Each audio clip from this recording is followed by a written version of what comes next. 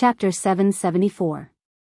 Since the beginning of the constitutional era, from the Republic to the Federation, whether it was the chairman or the president, their rule or management of the Three Woods Galaxy was actually a difficult time dancing with the seven wolves. The seven families with terrifying power hid in the shadows after the end of the imperial rule. They coldly stared at the regime on the stage. Although the wolf's mouth was not like a blood basin, it spat out white fog in the cold winter season. Their sharp teeth were sometimes visible in the white fog. When they felt threatened or hungry, they would suddenly pounce and tear off a large piece of bloody flesh from the opponent's body.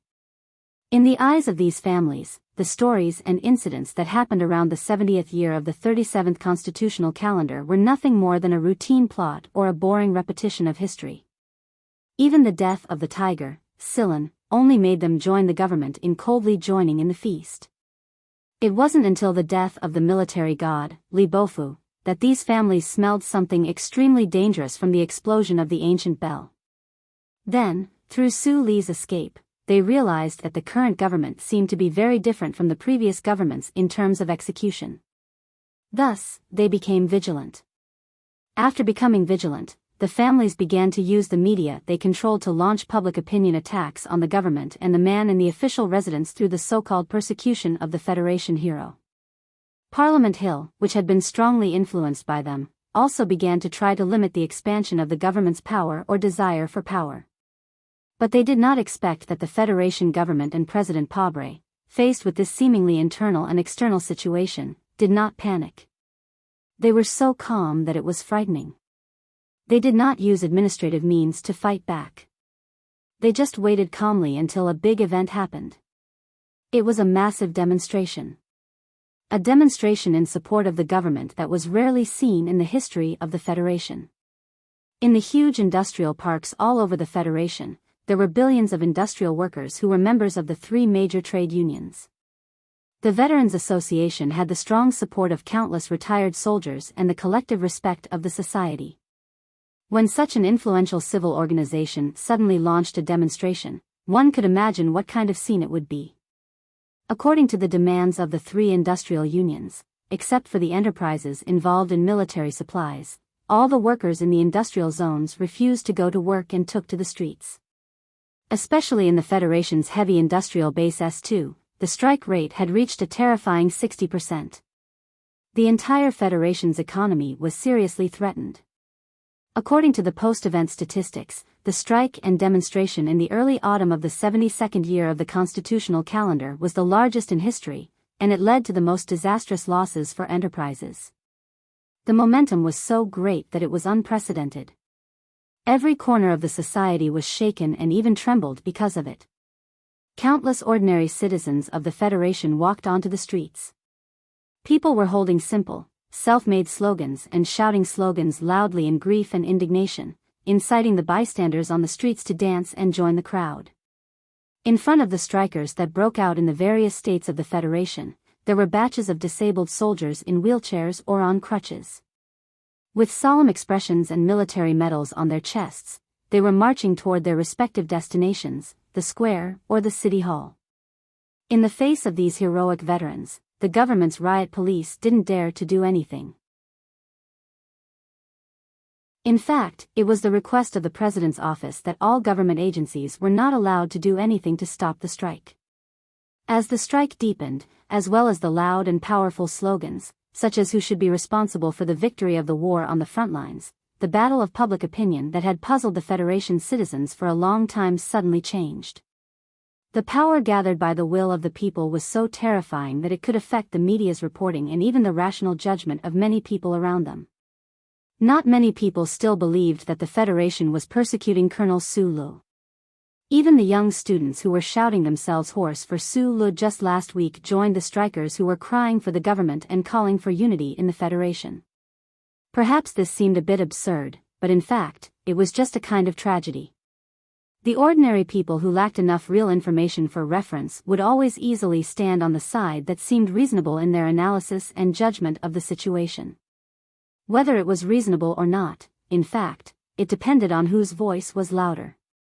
This wasn't a political swing like a fence-sitter, but the natural choice of the frustrated social animals. The great families who had just woken up and were preparing to control or at least check and balance the Federation's government and President Pobre were forced to remain silent at this moment. The media they controlled couldn't directly confront the ocean of angry people. The giant enterprises they controlled that could affect the Federation's survival couldn't ignore this terrifying strike and choose to confront the government because they were the 7 great families. However, they were the 7 great families of the Federation. They couldn't watch the Federation walk to the edge of collapse, because if that happened, they wouldn't have a corpse left. A few years ago, Medellin, who was investigated by the Federation government, had remotely controlled those fanatical young George Carlin activists in the Ministry of Justice to raise a demonstration that shook the Federation, thus forcing the government and the 7 great families to choose to compromise. At the time, Mr. Pobre, who was his competitor, had always maintained his silence. Now, this great strike that was far more powerful than the new year finally made the 7 great families and the people in the Federation's political circle realize just what kind of lofty prestige President Pobre had among the people at the bottom of the Federation's hierarchy. In the past few decades, Pobre had worked tirelessly to fight public interest cases for the ordinary workers.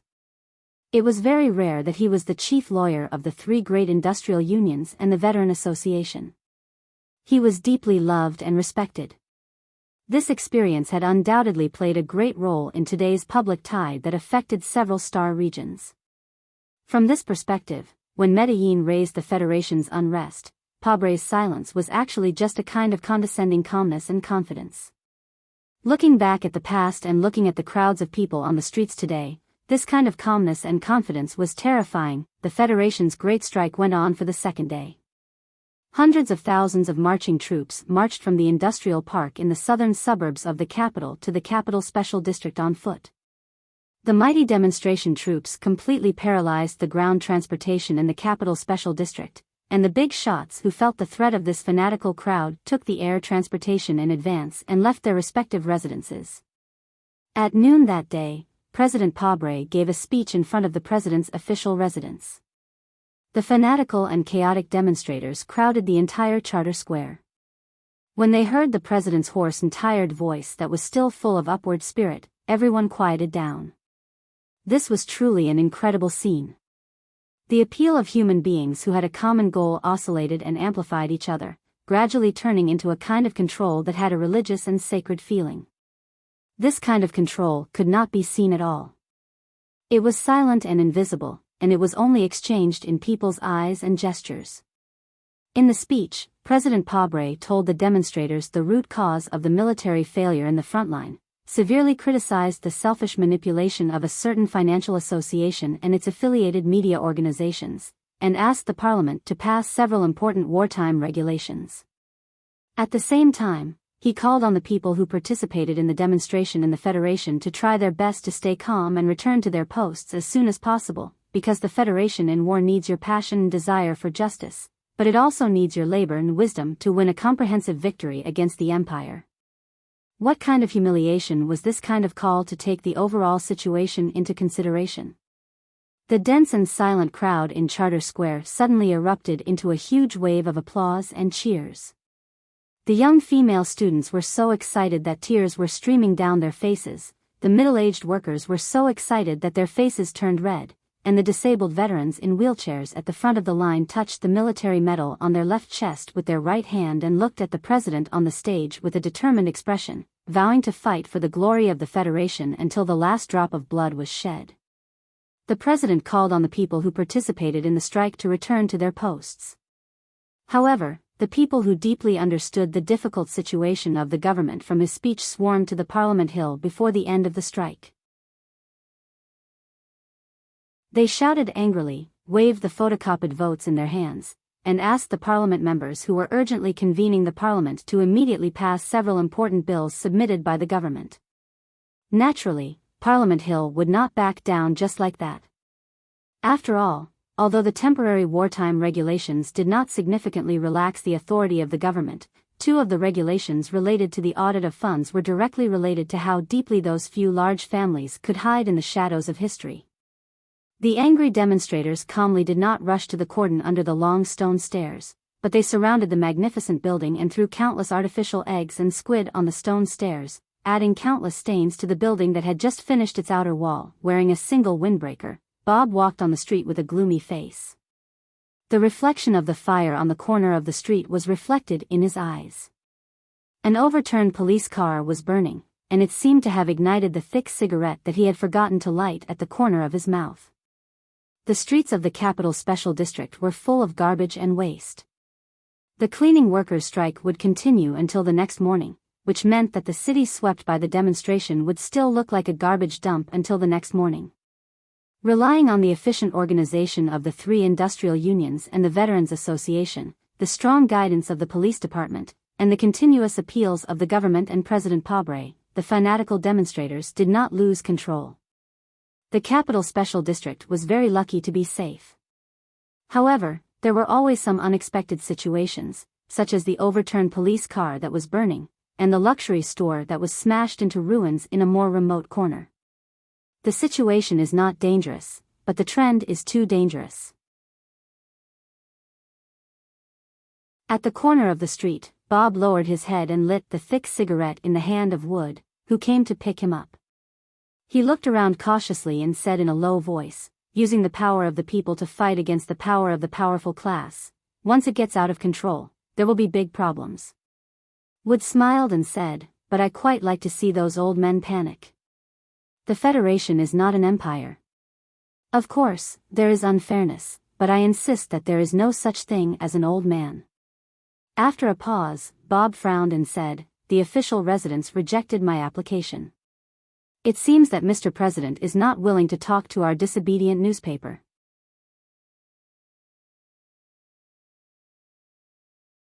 Chapter 775.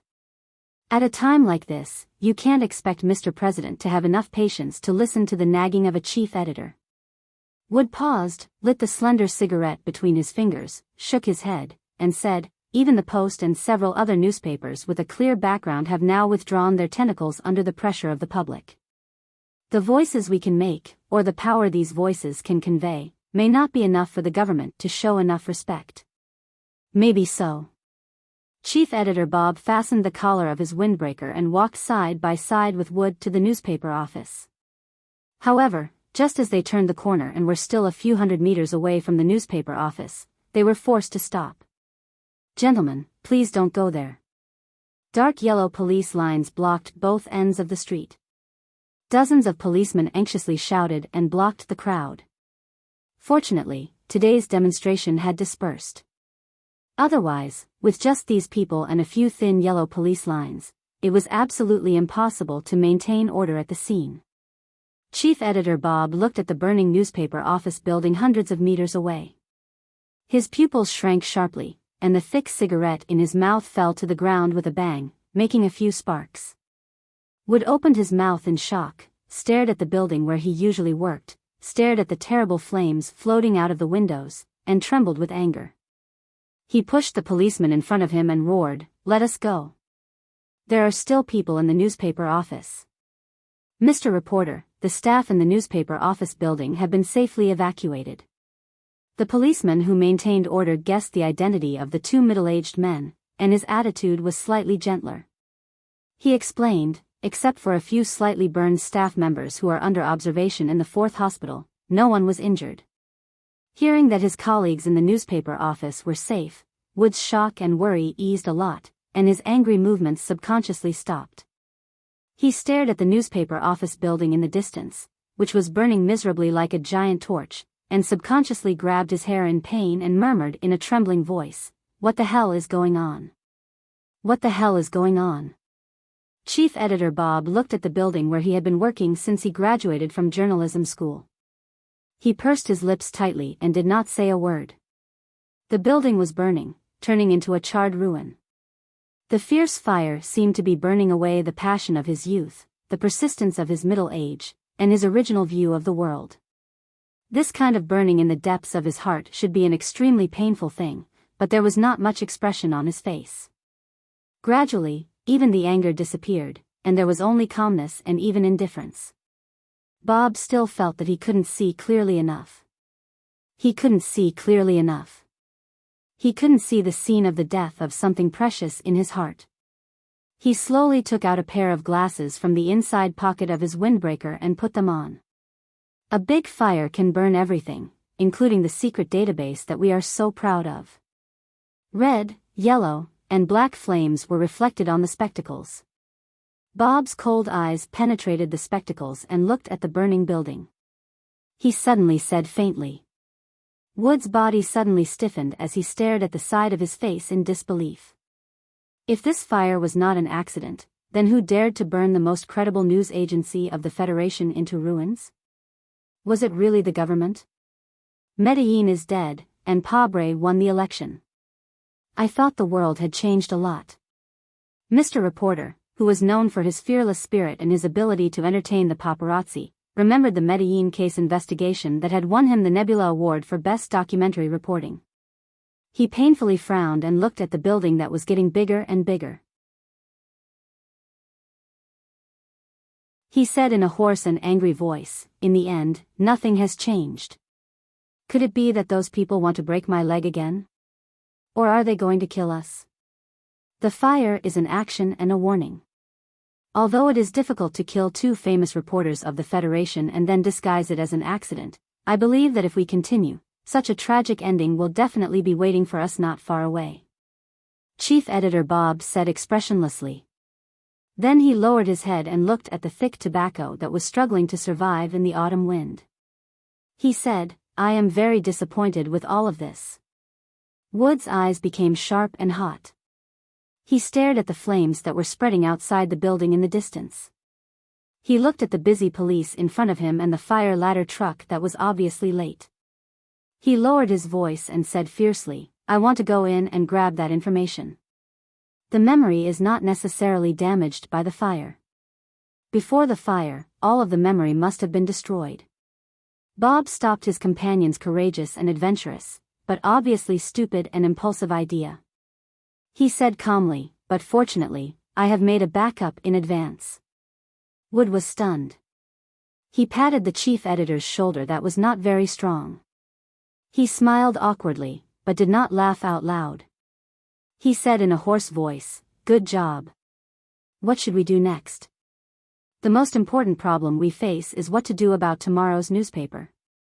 Bob rubbed his painful shoulder and said calmly, "I will go to the hospital and the police station at this time. You go and contact the experts in the industry. Rent a few workstations first and work overtime tonight. The fiber paper edition will be suspended for 5 days, but the electronic edition must be released on time." "Understood," Wood replied very quickly. Then he frowned and asked in a low voice, "Start the report tomorrow?" "I have already written a part of it. The title is also chosen. It will be called Forever Antique Belle." Too lyrical, but I like it. Chief Editor Bob's tone was particularly serious. He ordered seriously, "But we can't publish it now. Facing such a powerful president and government, I believe that before this report is published, you and I may be robbed and stabbed to death by a street gangster at any time, or be hit by a speeding car again. I understand. We need to wait for the right time." That's it. The two of them looked at the burning newspaper building in the distance with a complicated expression across the yellow police line. Then they prepared to leave. At this time, a large piece of heavy object suddenly fell from the edge of the burning newspaper building. It made an extremely loud muffled sound. Countless sparks and charred pieces of metal splashed everywhere, causing the firefighters on the street to run for cover.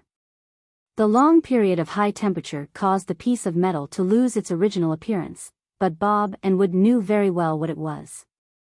It was the famous logo of the capital's special district daily, a half-eclipsed moon. The moon eclipse.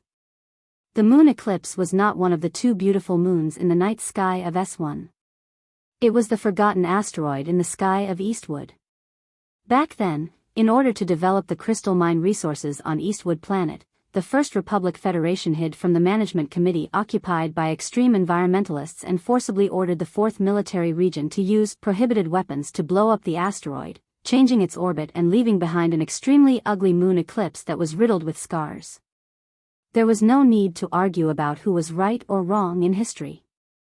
For the reporters of the Capital Special District Daily News, the image of the eclipse of the moon reminded them of the famous words uttered by their predecessors when they broke through the government's news blackout at all costs. Half of the moon has been eclipsed. We need to find out the reason. Chief Editor Bob and Wood looked at the charred moon eclipse image in silence. Their expressions were complicated, and their hearts were heavy. Although it was early autumn, a building was burning not far away. The entire street was occupied by the hot and dry air, but they felt a little cold. Sulu, wearing a hat, stood in the crowd on the street. At this moment, he, like the people around him, seemed to be grabbed by the neck by an invisible hand. He stood on his tiptoes and looked into the distance. This scene looked very interesting. It was like those rich people who could get documents from HTD to raise cats, grabbing the soft skin behind the cat's neck. The crowd was like many cats who did not know what their owners were thinking. They stared curiously at the burning building, guessing what had happened. Did it have anything to do with the rally in the morning? Did anyone die? How many people died? Would there be a memorial service tomorrow? There were all kinds of questions. The indifferent sadness made people feel that it was not so sincere. Sulu left quietly, lit a dry cigarette in the autumn wind, and walked with his head down through the city that was getting darker and darker. He did not think that there was any difference between him and the crowd, but he seemed to be able to vaguely understand what the real masters of the Federation were thinking. At least he knew that those people wanted to kill him. These days, he, who had been traveling in the underground world and on the surface, was facing the almost omnipresent pursuit of the Federation government. At the south gate of the Botanical Garden and outside the walls of the 33 protein meat synthesis factory, he had been attacked several times in a row. The situation was extremely dangerous.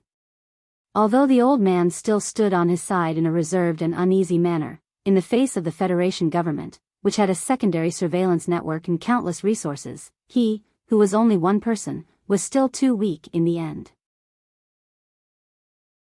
Especially recently, the intensity and precision of the government's pursuit made him sensitive enough to smell a trace of danger. Behind the surveillance cameras on the streets and alleys, there seemed to be a group of very powerful people hidden, and they were trying their best to hunt him down. These people were very professional, but they did not have the bureaucratic inefficiency that was unique to the Federation Investigation Bureau. These people were very professional, but they were not as easy to be careless as the army. Their calculation methods were very meticulous and very targeted. Yes, targeted. The continuous attacks and the sense of crisis that was getting closer and closer to death made Sulu feel that these people understood him very well, and sometimes even more accurately than he did in grasping his combat style and choice of action. In addition to speculating with interest about the composition of the team, he often thought about President Pabre's conversation in the official residence when he was underground these days. However, today, when he saw the newspaper building burn to a crisp, he realized that he had made a mistake. If you are not good at thinking, then don't think.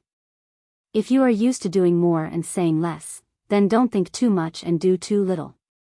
Since many people praised him for being good at simplifying complicated things, then after returning from the West Woods, he should not choose the opposite behavior pattern. In the end, people should still walk the path they are familiar with.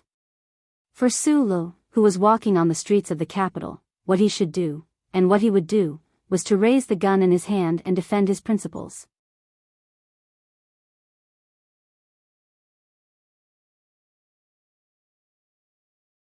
Chapter 776.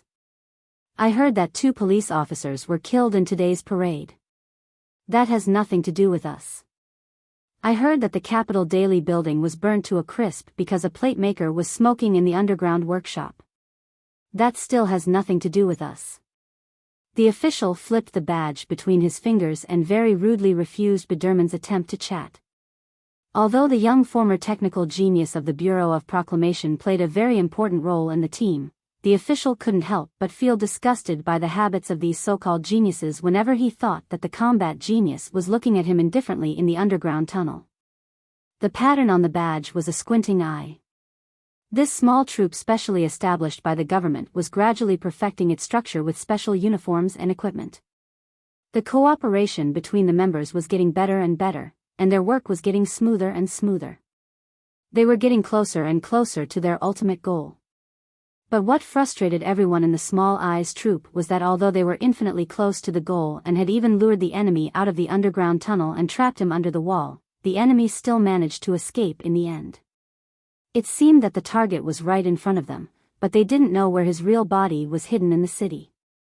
Don't be too frustrated, and don't be too nervous. Smoking a cigarette, Biderman looked at his colleagues in the room and laughed exaggeratedly. He waved his hand and said, "This independent area has been specially set up by me. Together with those back doors, the Federal Central Computer doesn't know what we are doing at all. Then, that Colonel Su-lo naturally doesn't know either." The official ignored him and waved his hand to summon all the members of the Small Eyes troop around the wide hologram table. His fingers quickly flipped through the electronic pattern and said in a deep voice, "For the next plan, the Strategic Research Division of the Investigation Bureau has given some new suggestions." "What suggestions?" The tone of the question was very calm. The members of the Small Eyes troop in this building, who came from various powerful agencies of the Federation government, seemed to have a certain trait in common, the indifference and lethargy unique to technical personnel. The psychology professor took over the topic of the official and pointed at the picture on the table. "This is the archive of the investigation of the Federation Investigation Bureau a few years ago. It is a high-resolution satellite image of the traces left by Colonel Su-lo after he smoked and thought in Charter Square before he made up his mind to assassinate Senator Medellin. From the arrangement of these cigarette butts, we can confirm that he is a very orderly person." Biderman continued his sarcastic remarks. Looking at the picture of the plum blossom-shaped cigarette butts in the snow, he said sarcastically, "Perhaps this only shows that our Federation hero is an artistic youth at heart." Like all his colleagues, the professor of psychology had long learned to automatically filter the voice of this young technical genius. He continued, "According to the peripheral interview, Colonel Su-lo has a small habit after smoking, and that is, he will carefully crush the cigarette butt and only stop when he is sure that there is no spark. Also, except for the mental struggle between the battlefield and the last time he tried to assassinate Senator Macklin, he will throw every cigarette butt into the non-recyclable bin." Biderman said in a slightly shrill voice, "What can this prove? Is he a person who keeps order and is extremely cautious? Think about it with your pig brain. Is a colonel of the Federation full of masculine hormones who assassinated a senator with outstanding military exploits the kind of person you think he is? In the past, I have always thought that you have a very outstanding strength, and that is that you can always be exceptionally calm and cautious in all kinds of battles. So, I really did not expect that you would be crazy enough to choose this place to meet me." Zhou did not draw her eyebrows today, but her eyebrows were still as beautiful as a painting. She slowly cut the premium steak in front of her, her eyes slightly lowered, but it seemed that she was carefully observing the friend across the table who she had not seen for a long time. However, she did not have much appetite. Her red fingers, which were painted with cardamom, put down the silver knife and fork and held the glass of red wine by the thin glass neck.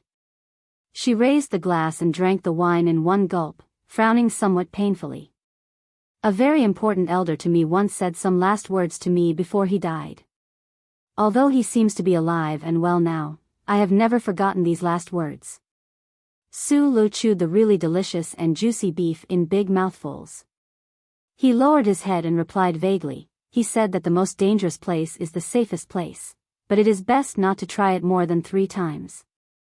I have been on the run for so many years, and I have never practiced this teaching, but you know the recent situation. If I don't try this method now, I may never have the chance to try it again." Zhou looked at him quietly, without showing any concern or worry, because concern and worry did not need to be expressed with eyebrows. She dabbed the corner of her mouth with an exquisite napkin with the 3 ancient letters LFP written on it and said, "So you chose to meet here. Mr. President and the government must be the most vigilant now that I have joined hands with those big families. This is the Lufeng Slope Club, which is close to the Charter Square and the official residence. Naturally, it is the most dangerous place. Su Lo finished the steak in front of him and drank half a glass of water with satisfaction. He explained, in the field that I am not very good at, I am used to respecting the opinions of experts. The elder you just mentioned must be the best escape expert in this universe. Zhou Yu shrugged and noticed his eating speed.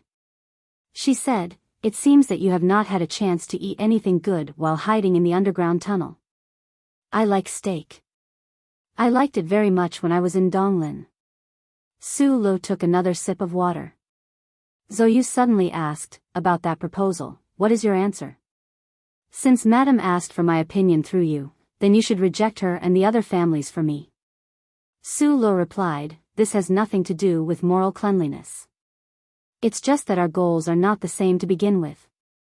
I don't want to see the scene after dealing with Macklin, where I was stabbed in the back by my companions just as I saw the glimmer of victory. Speaking of this, he remembered the magnolia that disappeared outside the Huanshan Four States Foundation building, and the knife that he stabbed Lao Bai in the back. The end of a lone hero is always death. The war between a person and a government can never be won. Even if you don't believe in Macho and those families, I suggest that you can use some of their power. Zhou Yu calmly gave her advice as before. I understand. I don't want them to participate in my plan because it is very dangerous for me, but I need them to provide me with something, Su Lo said. You don't want them to be partners, but only a logistics base? Zhou Yu smiled sweetly and looked at her good friend. I think those big families will be very angry because their dignity has been damaged. I have my own way to get weapons. In fact, what I need Madam to do is very simple. I heard that the number 2 of the Central Committee of Green Dragon Mountain is coming to the Capital Special District for a visit. I hope that she can arrange for this big shot to give a speech in the Parliament. What do you want to do? Zhou Yu looked at him warily. You come from a military family, so you should know that the battle plan cannot be exposed, Su Lo said. Zhou Yu was silent for a long time and said, you have to be careful. Yes. Su Lo looked at the Guna porcelain plate in front of him with traces of blood. He thought of the fierce argument with the old thing in the underground sewers, and how the old thing still agreed to his request in the end. He suddenly raised his head and looked at Zhou Yu. He frowned and asked, is it possible to get me an MXT? Zhou Yu looked at him and said mockingly, that cheap father-in-law of yours has already been sent to S3. Even if he is still the Minister of Defense, I can't get you an MXT. I don't know what you did that night, but all of the Federation's troops increased their combat readiness and surveillance. It's impossible to get you a mecha without anyone noticing. Su Lo frowned. He silently thought about which direction the Shell Motor Company's door was facing, that eye and the building that was vaguely independent of the comprehensive monitoring of the charter. The Small Eyes unit was still in a high-intensity discussion. Other than the combat team led by the Philadelphia close combat expert, all of the staff of this special unit had to be trapped in the building for a long time and could not go out. This special environment indirectly squeezed these technical officers to think of one strange trap after another. Colonel Su Lo is a very difficult person to deal with. The psychology professor came to the final conclusion. With his combat experience, special charter authority, and the calm and careful nature of an engineer, it is very difficult to use conventional methods to catch or kill him. The results of the previous few operations have proven this point. Go straight to the conclusion. The high-ranking official brought up another image on the table. He looked coldly at the people in the room and said, we have to anger him and force him into the mental environment that he had before he assassinated Senator Macklin. Only then can we set up a perfect trap and kill him. According to the confidential information we have, the spy from Green Dragon Mountain that Colonel Su Lo tried to avenge was actually killed by both the government and Green Dragon Mountain. And we believe that Colonel Su Lo himself has also found out this. The official pointed to the old man in the image and said, his name is Jin Shoda, the second most important person in the Central Committee of Green Dragon Mountain. Since the death of that legendary figure, he has been the nominal leader of the intelligence system of the anti-government army. In a few days, this person will visit the Capital Special District. If Sulu wants to kill this person, this is the best opportunity, and this will also be our best opportunity. Biderman raised his hand to raise an objection. He said, if I remember correctly, Colonel Sulu has been hiding in the underground water for many days and has not taken any action. If he can still hold back this time, what will you do? How will you anger him? We still have the second bait. The official pulled up another image and pointed to the colonel wearing the windbreaker of the 4th Military Region. He said, his name is Colonel Lake, and he was arrested for the Ancient Bell incident. The Federation Military Court will acquit him later. The official raised his head and looked at the people in the room. He said in a cold voice, when Colonel Lake walks out of the court, Sulu will definitely try to kill him. Do you understand? If Biderman still wanted to argue. In his opinion, no matter how powerful a person was, facing the pursuit of the entire Federation, it was impossible for him to expose his whereabouts for these so-called baits, because it was obviously courting death. The official directly interrupted his question and said, if he can control his anger like this, then he is not the Colonel Sulu that we desperately want to kill. Lufeng Slope Club. Zhou Yu looked at the small half-cup of water in Su Li's hand and frowned slightly. She said, the military court is about to start the trial of Colonel Lake's rebellion. I think you should be mentally prepared for the result. Yes. Su Li drank the remaining water in the cup and said, if the court acquits him, then I will kill him before he walks out of the court.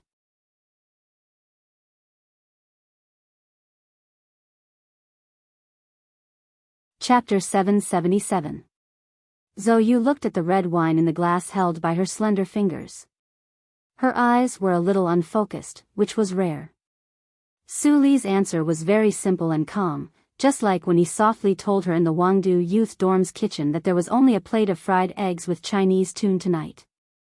But it was this simple and calm that contained too much perseverance and toughness, so much so that her usual coldness turned into a faint sense of loss in an instant. I grew up in the military compound, surrounded by soldiers whose testosterone was forced out of their skin and leaked out into the air, but I still can't completely understand what men are thinking in their heads. Zhou Yu smiled helplessly. She looked at Su Lu and said softly, if it's just to avenge Shi Qinghai, is there a need to throw in your own life? There are many other reasons other than to avenge the hooligan. I just found out that the attack on Planet Yellow Doom and the defeat of the frontline troops a few days ago were actually the actions of the big shots in the capital ring. I can't imagine that the soldiers on the front line fought a bloody battle for the Federation, but because of the political considerations of those people, they sacrificed their lives for nothing. Su Lu narrowed his eyes and stared at the empty wine glass in front of him. There was no wine or water in the glass, only air. After a long pause, he took a deep breath and looked at Zhou Yu. All reasons are reasons, but none of them are the most important reasons. I want to kill them because I think it's more important that they die. Zhou Yu didn't say anything. She just carefully wiped the corner of her mouth with the napkin with the 3 ancient letters, LFP, written on it, as if she wanted to prolong this rare reunion, but the reunion was always for the next moment. A firm and cold emotion returned to her eyes. She picked up her leather bag and stood up. She said goodbye to Su Lu, good luck. My luck has always been good, but this time it has nothing to do with luck. Su Lu did not hide the dangers of the future from Zhou Yu. He said calmly, to achieve my goal, I really have to risk my life this time. What he meant by risking his life was to fight for a bright and bloody future. Zhou Yu tightened her grip on her purse, and her paleness gradually appeared. She looked at the empty wine glass in front of him and sighed, since you're Zhuang Xing, you should drink some wine today. Su Lu replied, ever since he died, I have never drunk alcohol provided by others. Zhou Yu was silent for a moment and then said with a smile, so, you were willing to drink the wine I brought to the stall last time, which means you trust me very much. If I can't even trust you, then it's too boring. Su Lu smiled and said, and as you know, I've been fighting these days. I don't want alcohol to affect my brain. He had been fighting these days. He had been fighting against the entire Federation. There was not a single second of peace and relaxation in every place. There was only the tension of life and death.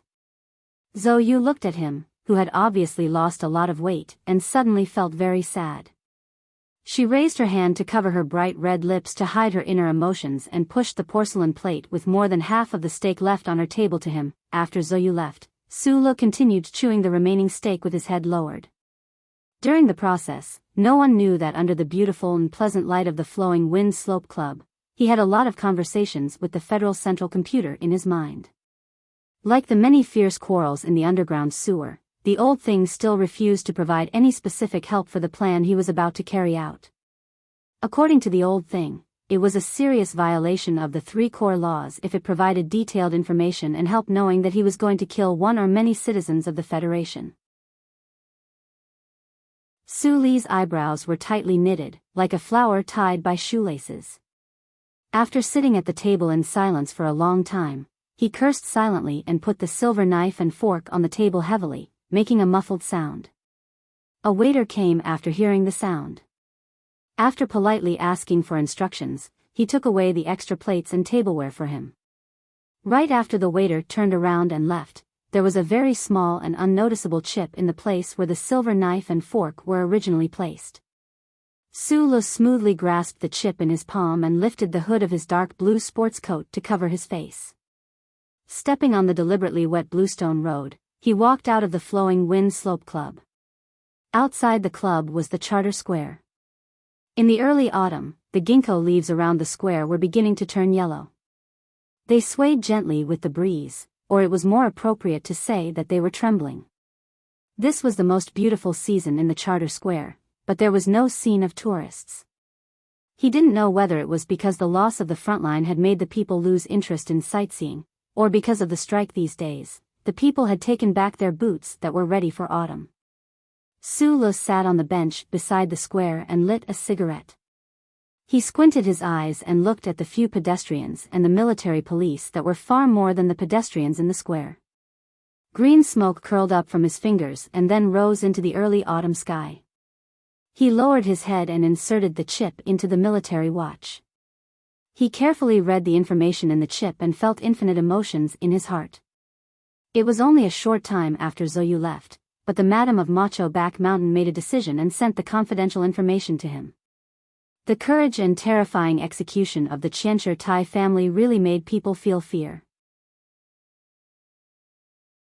The microchip contained a confidential file from the Ministry of Justice, which did not contain any information about the military court.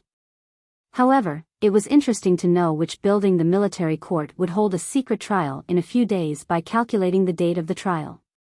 This was what Su Lu needed the most right now. There was a very detailed and powerful battle plan attached to the chip's file, but he was not going to use it. Although he could smell the familiar scent of this battle plan, and he knew that Zhou Yu, who was now working in the Department of National Defense's War Strategy Research Laboratory, must have contributed a lot, he would not allow his battle to be carried out under the guidance of Macho. After doing all this, Su Lu relaxed and leaned on the back of the bench. He narrowed his eyes and looked at the blue sky with a cigarette in his mouth. No one knew what he was thinking. It was very strange that no one paid attention to him, and no one came to ask him who he was, what he was looking at, and what he wanted to do. Feng Yu used his swift and fierce life to prove that he was always right. Today, it seemed that his nonsense of saying that the most dangerous place was the safest place turned out to be so correct. A few years ago, facing the most fatal threat of Lady Tai, he suppressed his anger and walked out of the Lufeng Slope Club. He came to the Charter Square and struggled to think for a long time. Then, he made the decision to kill Macklin. A few years later, he walked out of the Lufeng Slope Club again and came to the Charter Square. It was still that cold bench. Those people in that world were really annoying. But some things had changed a lot. For example, it was windy and snowy in the past. Today, the autumn wind was cool and refreshing. Back then, he smoked a lot of cigarettes and stuck the cigarette butt into the snow beside his feet.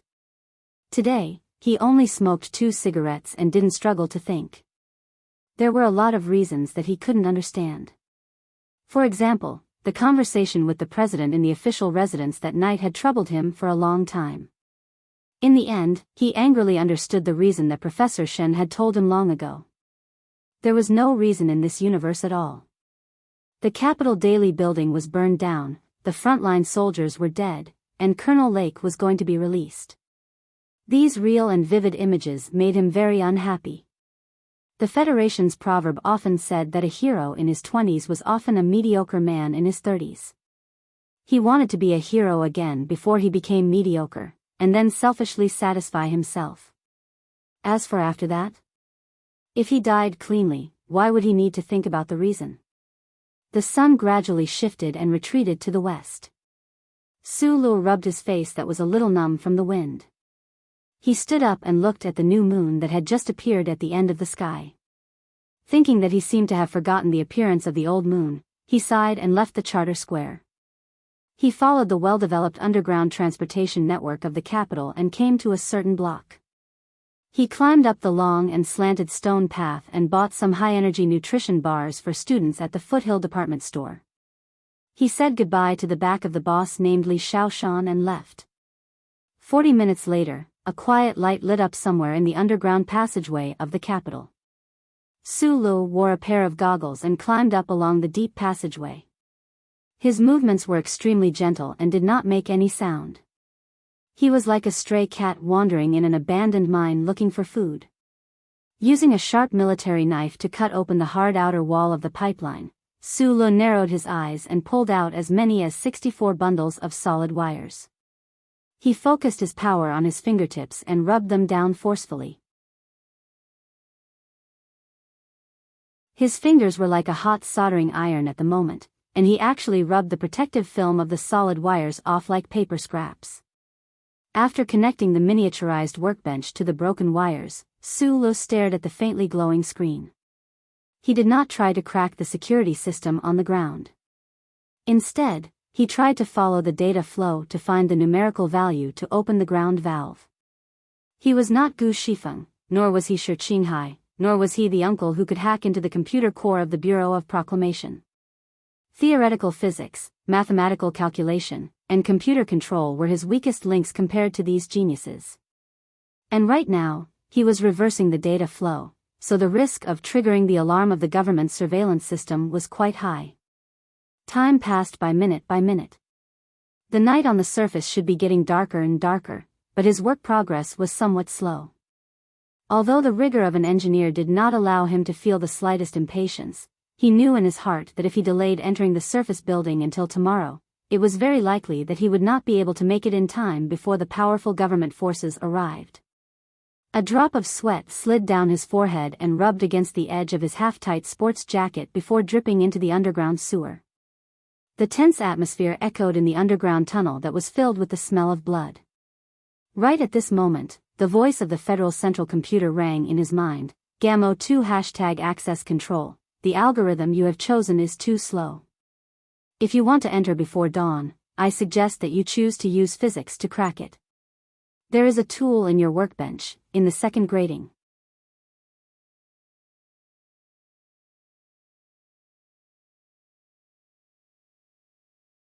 Chapter 778. With a light click, the valve at the top of the tunnel, which didn't look heavy but was definitely heavy, finally opened. Sulu didn't rush out like a rookie. Although there was only a thin line between him and the rookie, he had been through hundreds of battles on the battlefield. He hung in the air, patiently waiting for the lubricating liquid to gradually moisten the spring that hadn't been rubbed for many years. At the same time, he carefully removed the traces around him and carefully recombined the pipes. He took out wet ash from his bag and deliberately smeared it on randomly. After doing all this, he slowly drilled out with the tip of his elbow against the valve above his head.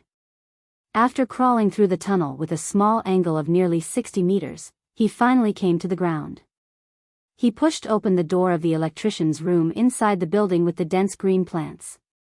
Under the cover of the night, he quietly walked into the hall and used the fastest speed to look at the internal structure of the military court. He asked the old guy to temporarily replace the surveillance camera inside the court. He walked from the direction of the courtroom to the door. His footsteps were light and heavy, and he quickly determined his hiding position. The feeling of the soles of his boots was very clear. The tunnel was covered with strips of red carpet, and below it was a solid wood floor.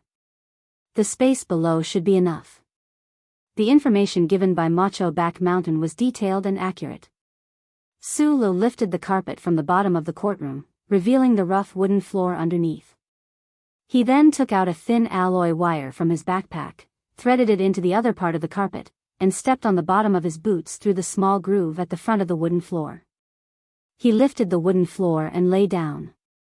He very methodically arranged the modified H-14 sniper rifle, the high firepower Langer pistol, and the military knife he made himself beside him. The cubicle under the floor looked like a coffin under the dim light. These cold-killing weapons seemed to be buried with the coffin. Sulu lay down calmly, took out 3 high-energy nutrition bars for students from his backpack, and ate them. He then pulled the thin alloy wire in his hand. With a soft hiss, the hard thin alloy wire rubbed against the groove at the end of the floor and turned the wooden floor over. At the same time, it quickly pulled the rolled-up red carpet towards the courtroom. The moment before darkness arrived, Sulu looked at the landscape lights on Robbie Avenue through the wide floor-to-ceiling window in the court. He looked at the balanced statue that represented the justice and fairness of the Federation's law and the heavy stone charter ceremony in the forest. He slowly narrowed his eyes. The red carpet rolled up smoothly and quickly covered the wooden floor. It returned to its original appearance, and no one could see any difference. For days later, this red carpet would be the road to freedom for Colonel Lake, who would be court-martialed. He would never have thought that there was someone waiting for him on this red carpet. The autumn wind was bleak, and the cold current from the direction of Linhai made the temperature of the capital city drop abruptly. Under the strong pressure of the public, Parliament Hill was forced to give in to the government, and several very important bills of President Pobre's policy were passed. Not knowing whether it was because of this or because of the sudden cold weather, the strikes in the various regions of the Federation gradually came to an end. There were fewer angry protesters on the streets of the capital city, and the people who had returned to their normal lives and work began to care about tonight's dinner and whether they should add a few extra layers of thermal underwear. The military airport in the suburbs of the capital city was also ravaged by the cold wind. The soldiers of the Westwood Special Forces on the tarmac stared at the outline of the spaceship that was gradually becoming clearer in the sky. They were nervous and heavy, and did not care about the thin military uniform they were wearing at all. The Federation forces on the front line of the Empire had suffered several heavy blows in succession, and the Westwood's troops under the 4th Military Region had suffered the greatest losses. The morale and mentality of the troops on the front line had some very dangerous changes. The troops, who were specially approved by the Federation Parliament to be stationed in the capital city many years ago, were naturally angry. Big Stick Tion, who did not have any military position but had a very high prestige in the Westwood's troops, had taken a warship to the front line of the Empire to deal with the problems of the frontline troops. He represented the Westwoods to compete with the government for the right to speak. Other than him, there was no other suitable candidate. However, with the current complicated situation in the Westwoods, once he left the old house in the Sunset State, who would be responsible for the safety of the little princess of the Zhong family? Especially since her legal guardian was now wanted by the Federation government. The spaceship of the Gu Bell Company slowly landed on the tarmac, and the roaring engine gradually calmed down. The escort warship at the junction of the atmosphere sent a signal to the airport hall, and the people on the tarmac swarmed over. A convoy of more than a dozen dark blue luxury cars passed by the Westwood Special Forces and slowly drove to the bottom of the spaceship. The cabin door of the Gu Bell Company spaceship opened, and Zhong Huiyan narrowed her eyes at the familiar yet strange S1 land. She walked down the escalator, carrying a small backpack on her back and still holding the old doll in her arms. The door of the dark blue luxury car opened, and Nan Xiangmei looked at the slowly approaching Zhong Huiyan with a sincere smile on her beautiful face. She said in a gentle voice, "Welcome." There was no real friendship between the families, especially between the other families of the 7 major families and the Zhong family of the Westwoods. The Zhong family had always been an unusual existence among the 7 major families. When the Federation government tried to weaken or even eliminate the Zhong family, the other major families remained silent, and even joined in the feast of sharing the food with each other. The Nan family had never shown any special protection for the West Woods. But there was real friendship between the people in the family. When Su Le disappeared into the vast night, Mr. Tian was about to leave the West Woods. He could only rest assured that Zhong Huiyan would be handed over to a friend he truly trusted, and he had to ensure that this friend had enough strength to protect Zhong Huiyan. Although Mr. Tian rarely saw this friend after he dropped out of the first military academy, and although this friend was a woman, and she was already someone else's wife and mother, he still absolutely trusted her. It was always easier for men to trust their first love, and the rougher the man, the more so. Therefore, he solemnly handed Zhong Huiyan over to the current Mrs. Nan, Chao Jian of the past. Facts prove that Mrs. Nan was very worthy of Mr. Tian's trust. From the interstellar voyage from the West Woods to the capital ring, and then to the subsequent security work, the Nan family, who had always been low-key, did not hesitate to show their strength. Before the other forces could react, they safely brought Zhong Huiyan to the Nan family's exclusive manor. After Mrs. Nan arranged the life and studies of the little princess of the Zhong family, she handed the responsibility of taking care of the little girl to her daughter. She believed that her excellent and kind daughter would definitely take good care of the poor and lonely little princess who had lost her parents and guardian. From the details of life in the manor, Nan Xiangmei and Zhong Huiyan did get along very well. In the middle of the night, the 2 girls, who were very different in age, were still holding a pillow and chatting with relish. "I like your character. You're very gentle, and you're very delicate. You don't have the lethality that makes people hate you." Zhong Huiyan stared at Nan Xiangmei with her bright, gem-like eyes. She brushed her hair aside and stared at Nan Xiangmei beside her, saying, "Jian Shui, and so you look too lethal, so I don't like them." Nan Xiangmei frowned and looked at the little girl beside her with mixed feelings. In the face of such a mature conversation, she did not know how to answer and even felt inexplicably shy. "But so far, I still like Shang Qiu more." Zhong Huiyan retracted her bare legs under the brand new nightgown and said seriously, "So, you have to please me more." Nan Xiangmei finally couldn't help but laugh. She covered her mouth and whispered, "Why should I please you? He's my guardian. If he wants to get together with his wife, he has to ask for my opinion." Zhong Huiyan cutely wrinkled her nose and sighed with an adult tone, "Of course, if I were a few years older, I would definitely not agree with any of them." Nan Xiangmei held the pillow and tried hard to hold back her laughter. Her shoulders kept twitching. After a long while, she calmed down and said, "He's now a fugitive. I don't know where he is. I don't know how he eats, if he sleeps well, if he's safe. By the way, do you care that Su Lu is a fugitive?" Zhong Huiyan asked curiously. "Shouldn't you call him brother?" Nan Xiangmei was paying attention to another question. "I call him that in front of him, but I like to call him by his name behind his back." Zhong Huiyan smiled sweetly and said, "Don't tell him in the future. By the way, answer my question just now." Nan Xiangmei quietly leaned against the soft pillow. Her black hair flowed down like a quiet river. She said in a trance, "Of course not." "What about you?" "Me?" Zhong Huiyan seemed to have heard the funniest question. Her eyes curved into 2 lovely crescent moons as she pointed to her nose and said, "When I met him, he was already a fugitive." "How old were you at that time?" Nan Xiangmei asked curiously. 5 years old. Zhong Huiyan explained seriously, "But I haven't forgotten anything." In the quiet manner, on the soft bed, in the peaceful night, the big girl and the little girl were talking in the middle of the night.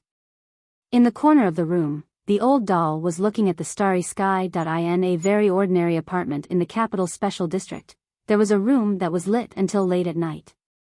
It seemed to be brighter than the stars in the night sky.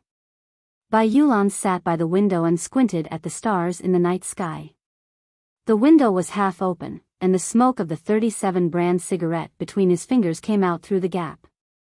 The bedroom door was pushed open.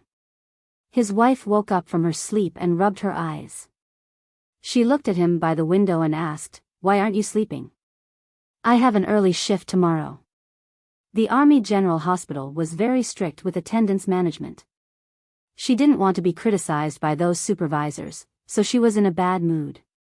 After seeing the cigarette between Bai Yulan's fingers, her mood was even worse. Bai Yulan was awakened and subconsciously threw the cigarette out of the window. She looked at her slightly bulging belly and apologized, "I'm sorry, I was thinking about something." So, pregnant women generally had a bad temper, not to mention the female nurse who dared to scold Su Le directly. But she felt that Bai Yulan's mood was indeed a little strange tonight. She walked to the window and asked, "What happened?" Bai Yulan quickly closed the window to block the cold wind. She stepped forward and gently hugged her waist that had become a little thicker.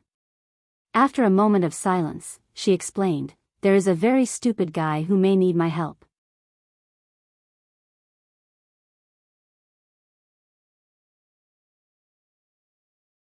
Chapter 779.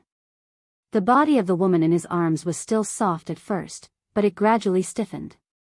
She thought of the words he said in the hospital room, the details after marriage, the strange soldiers that appeared in the Army General Hospital, and the thick bag of money that was still in the drawer.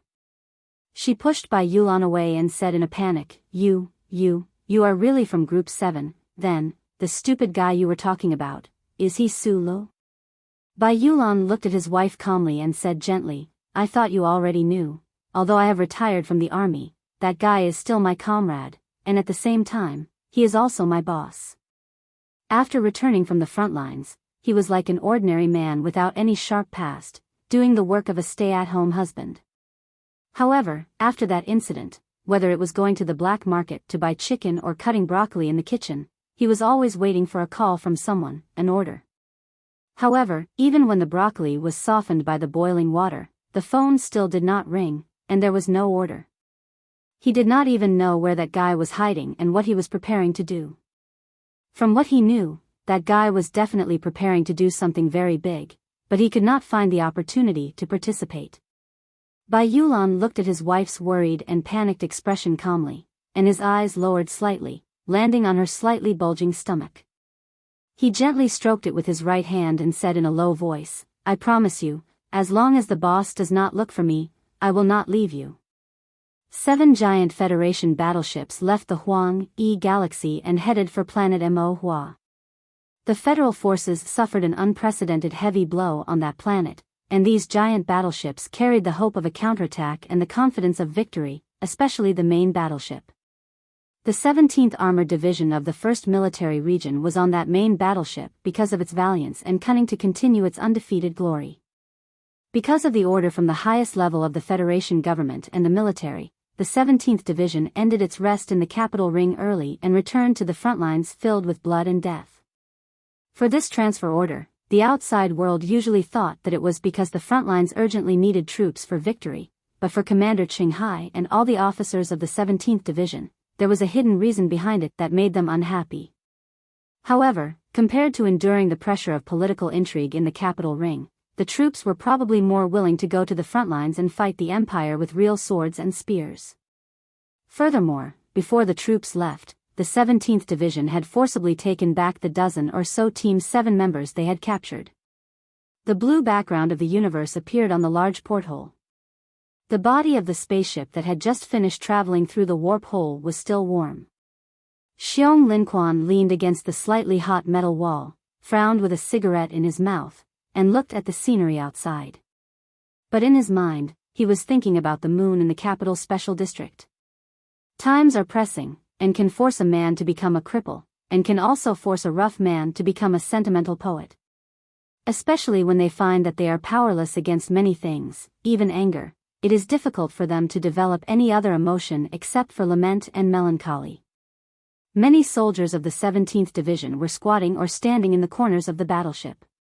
Some of them were members of the 17th Division, while others were officers from the training base.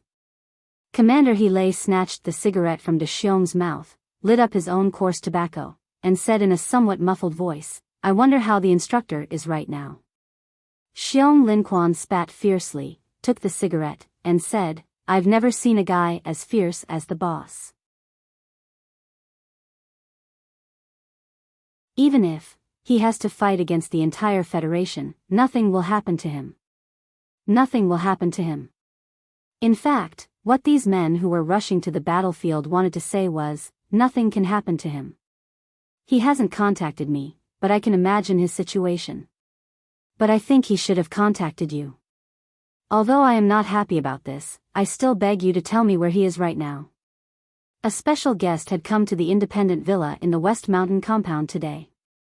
Ever since Zhou Yingxing had been temporarily suspended from his position as Minister of Defense, this villa had become abnormally quiet, so not many people screamed and lost their composure because of this special guest.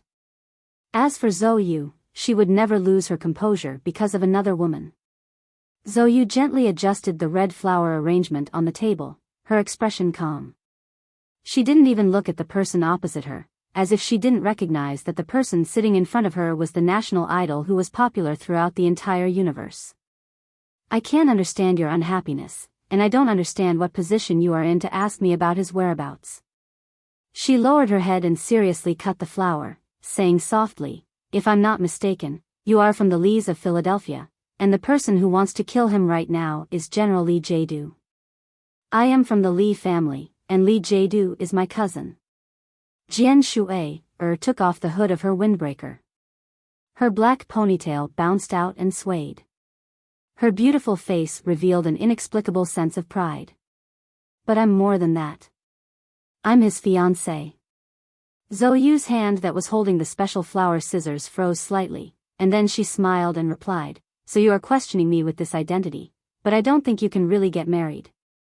She raised her head and looked at Jian Shui's impeccable face, exclaiming in her heart. She calmly said, "You two are too dazzling. If you two really get together, the eyes of the Creator will go blind from jealousy." Jian Shui's gaze moved from the red flower arrangement on the table to the big red flower in Zhou Yu's hair. After a moment of silence, she said, "You are very beautiful and dazzling." "Thank you for the compliment," Zhou Yu calmly replied.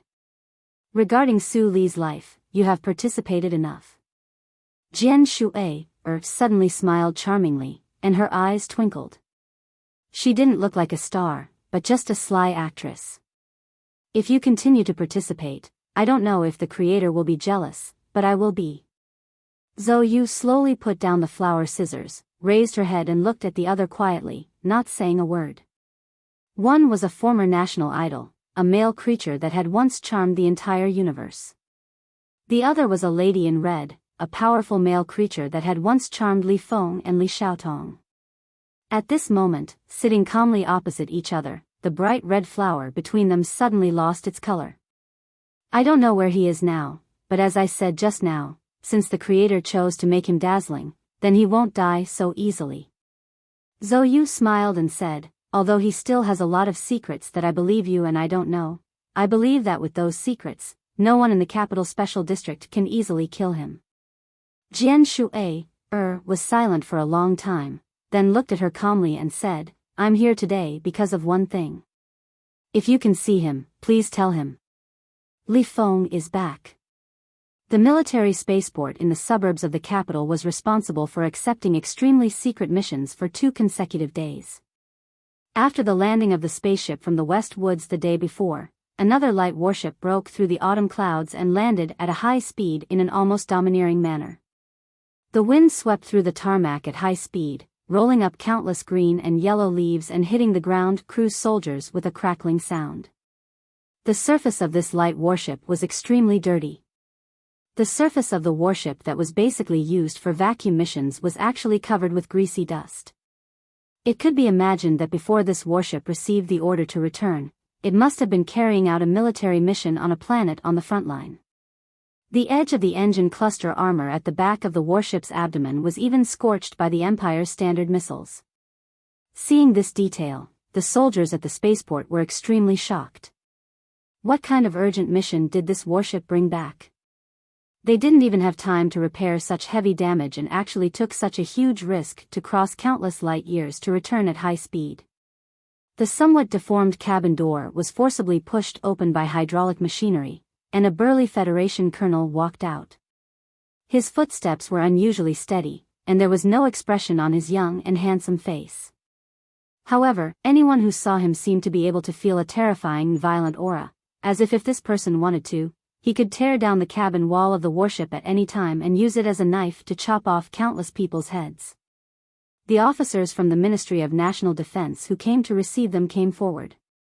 They could clearly feel that this colonel, who was known to be invincible in the military, was in a very bad mood, so no one dared to say anything unnecessary. They directly took out the electronic document signed by Mr. President and General Lee Jae-do and handed it over to him, asking him to sign it. Li Feng stared at his father's signature on the electronic document, which was as disciplined and strict as ever. Suddenly, he frowned, and an extremely cold light burst out from his slightly sunken eye sockets due to the long journey. After signing his name on the electronic document, he fiercely stabbed the electronic pen into the screen. The screen shattered into pieces, and the pen tip, which was not sharp at all, stabbed deeply into General Lee Jae-do's signature. The autumn wind blew, and Li Feng strode to the dark green military vehicle. With a gloomy face, he pulled the driver out of the vehicle and threw him more than 10 meters away. Then, he stepped on the gas pedal and rushed out of the spaceport. 5 minutes later, the dark green military vehicle roared and arrived at a military building 40 kilometers away. The military vehicle did not slow down. Under the dumbfounded gazes of the military police, it directly broke the alloy pole at the gate. Then, accompanied by the ear-splitting screech of the brakes and the smell of burnt tires, the vehicle stopped in front of the stone steps. The officers of the Special Guard Regiment of the 1st Military Region tried to stop him from breaking into the general's office. Li Feng's face turned livid, and he directly kicked them. The terrifying iron leg was like a missile, and no one dared to stop it. The officers all tried to avoid it. So, the hard soles of the boots directly kicked on the hard door, and the door was shattered into pieces. The force splashed in all directions, and the officers all had a few more wounds on their bodies. Lee Jae-do, the chairman of the Joint Chiefs of Staff of the Federation, took off his glasses in confusion. Looking at the violent scene in front of the door and then at his son, he frowned and said unhappily, "I'm very happy that you can come back so soon. But as a soldier, when will you change your violent temperament? If your grandfather was still alive, he would be very disappointed to see you like this." Li Feng looked at his father, who was still as handsome as before, and his heart, which had been violent since he was 12 years old, suddenly felt very sad. He roared with a hoarse voice, "If my grandfather was still alive, he would definitely kill you with his own hands."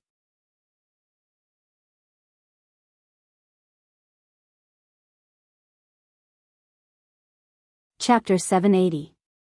The two sentences were exchanged in an instant. The father and son understood a lot of things at the same time. Li Feng finally understood why the man called Silen Tiger would insist on keeping a distance from the outside world, especially in front of Fei Cheng. Li Zidao, on the other hand, quickly grasped the source of Li Feng's anger. He was shocked to find out that Li Feng had such a deep relationship with the man who died on the ancient bell. Li Feng didn't ask his father what the big explosion of the ancient bell had to do with him because he knew it was useless. He just looked at him with extremely complicated emotions. Lee Jae-do didn't explain anything and just looked at Li Feng calmly. His thin and strong fingers subconsciously knocked on the smooth surface of the desk. Li Feng took a deep breath. His burly body was full of masculinity. He frowned and stared, and said in a voice like steel grinding, "I left Philadelphia for the West Woods when I was 12 years old. When I was growing up, there was a strong man in front of me. I learned from him and tried to catch up and even surpass him. I never thought that such a strong man would die because of such a disgusting conspiracy, so I was very angry." Lee Jae-do looked at his son silently and slightly raised his eyebrows to catch his real emotions. He said leisurely, "I'm your father. Now I want him to be my father. Li Feng's eyes seemed to be burning. He stared at his father behind the desk with extremely complicated feelings. Li Jiedu slowly closed his hands and looked at the wrinkles between his fingers with his head slightly tilted. He seemed to be digesting the heavy psychological blow given to him by his most proud son. After a while, he looked up and stopped the argument about the ancient bell and the tiger with great wisdom and decisiveness. He said indifferently without any expression on his face, "You should have seen the order signed by Mr. President and me. Then get ready to fight." Fight? Li Feng's voice became sharp, and the violent masculinity unique to young men suddenly turned into deep mockery and sorrow. He looked at his father behind the table and said with a hoarse voice, "For the sake of forcing the warship to land on Imo Hua planet, many of the reinforcements on the ground died. In the end, I received the order to turn back immediately. I should be on that planet right now, fighting to the death with that empire's princess, but you want me to return to this disgusting land to fight Sulu? This is not my battlefield, and this is not my battle." Li Feng slowly put on his military cap, and he prepared to leave this room that made it difficult for him to breathe. "I'm not asking you as a father." General Li Jiedu looked at his son's silhouette expressionlessly. His voice was emotionless. "I am ordering you as the chairman of the Joint Chiefs of Staff of the Federation and as the commander of the 1st Military Region." He stood up from behind the table, his entire person calm and sharp like an icicle that had been dormant for many years. "Colonel Li Feng, remember your identity. You are a soldier." Li Feng's tall and sturdy body suddenly tensed up. His youthful face, which was full of violent emotions, suddenly twitched. At this moment, he mobilized the terrifying power in his body to control his emotions. However, a moment later, the corners of his mouth curled up slightly and he began to laugh in a somewhat neurotic manner. He turned around to look at his father, and with an innocent and strange smile, he said, "I agree." Looking at the broken office door, staring at the ground after Li Feng left, Li Jiedu's expression was calm, and he did not let his subordinates see any problems. However, in his heart, he was already extremely vigilant, and there was even a faint sense of regret. He was vigilant that the Westwoods tiger had such a great influence on Li Feng outside of Philadelphia's notice. Although the tiger was dead, this influence had continued to this day, so he had to admit that he might have made a very unforgivable mistake by transferring his son back from the front line to deal with Sulu. In addition to these emotions, Li Jiedu's heart also had a very faint sense of sadness. The so-called middle age was the beginning of old age. Li Feng's words about his father had successfully stabbed him after all. But it didn't matter. After he picked up the phone and ordered the reduction of Colonel Li Feng's command authority, he thought silently, it really didn't matter. One day, you will know that I am right. Everyone will have to admit that they are right, and that day will come soon. The building complex on the west side of Robbie Avenue was heavily guarded. Today, there were no big shots coming to visit, and there were no important cases to be heard. The agents with serious expressions walking through the stone charter ceremony and the statue of the balance were carrying out a routine security check, but today's check was particularly strict. Then, a group of field troops in armored military vehicles came to the judge's court for the second round of security check. These elite soldiers under the Iron 7th Division expressionlessly asked the agents of the Federation Investigation Bureau, who had just finished their work, to leave the relevant area. As for the bailiffs who were originally in charge of the security work, they had long disappeared. The Iron 7th Division sent a reinforced company. More than 100 elite soldiers were divided into 3 groups. They carefully and fastidiously checked the security facilities everywhere, including the underground passage under the court. The soldiers checked the dark and wet walls of the passage almost centimeter by centimeter, especially the valves that led to the ground. When they confirmed that there were no traces of intrusion, they put up a seal made of polymer material and responsibly signed their names.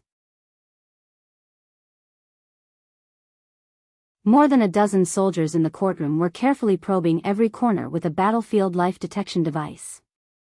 The red carpeted passage had been probed countless times during the inspection process.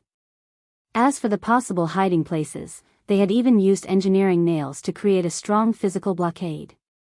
Around the courtyard outside the building, the reinforced soldiers of the Iron 7 Division had set up 4 barricades that extended for nearly 300 meters. Between the lush trees further away, the infrared sensors had also started working. When a leaf was blown off by the autumn wind, there would be a beeping sound to eliminate the abnormality. At this point, the military court had been completely inspected. The soldiers of the Iron 7th Division had confirmed that the inside was clean. If someone tried to break in from the outside on the day of the trial, they would have to face the most efficient firepower barricade of the federal forces. The tall floor-to-ceiling windows welcomed the light of the clear autumn day. The mottled light scattered on the red carpet, making the passage from the courtroom to the door look like an abstract painting full of strange lines and blocks of color. The soldiers of the Iron 7th Division who were on high alert both inside and outside the building naturally did not know that under the passage that had just been scanned countless times, there was a person whose breathing had become extremely slow. His skin temperature had even dropped by a lot, making him look like a strange stone. No matter how great a war was, it was impossible to determine victory or defeat through a single battle. It was always pacing back and forth between attack and retreat, not to mention the war between the Federation government and the 7 great families that had been going on for tens of thousands of years, and perhaps would go on forever. The Great Strike that had shaken countless galaxies had ended. The anger of hundreds of millions of people forced the Parliament Hill, which was secretly controlled by the 7 great families, to concede to the president and the government and pass several very important bills. However, the Federation government and the president himself knew very well that the 7 great families with astonishing hidden influence would absolutely not be willing to accept defeat. They had already mentally and materially prepared for the other side's crazy counterattack. However, to the Federation government's surprise, after the Great Strike, the 7 great families maintained a strange silence. The Zhong family of the West Woods that had fallen into discord was temporarily out of the picture. In the past few days, other than the Nanxiang family announcing that they had taken over the protection of the Zhong family's little princess, nothing else important had happened. This silence was very strange and very dangerous. The 7 great families seemed to be waiting for something to happen, waiting for some kind of opportunity to strike and kill. The government easily linked the silence of the 7 great families to the disappearance of Su Lu. An uneasy sense of urgency reverberated through various agencies and departments. The Federation Bureau of Investigation, the Bureau of Proclamation, and the related strategic research laboratories all began to operate at high speed. They had to calculate what the 7 great families were waiting for, or to put it more directly, where was Colonel Su Li's target. Early in the morning, there was a drizzle of autumn rain, making the entire capital city cold and wet. Then there was a sudden gust of wind, blowing the light yellow leaves into the puddles on the streets, struggling to stay afloat. President Pabre stood on the balcony of his official residence with a deep frown. Cui Zedong stood on the balcony of the Bureau of Proclamation with a numb expression. Li Jiedu stood on the balcony with a calm expression. Like the elders of the 7 great families hiding behind the wind and rain, they looked at the autumn wind and rain in silence. On the lakeside balcony at the back of Macho Mountain, Lady Tai, wearing a light velvet windbreaker, silently looked at the dense rain circles on the lake and said softly, "Call our old friends again. It should be more peaceful these days. That young man clearly doesn't want us to be too deeply involved." Shen Li stood behind Lady Tai and said with a frown, "According to your suggestion, Mr. Zion is already sick. But the information provided by the Foundation includes 15 valid targets, including the President's official residence. I can't judge which one Colonel Su Lu will choose." "No need to guess," Lady Tai said, "this is his battle, not ours." The big shots stood on the balcony and looked at the autumn wind and rain, but they didn't know where the violent wind and rain would fall in the next moment. The number 2 figure of Green Dragon Mountain, Jean Xiaoda, was going to visit the Special Capital District tomorrow.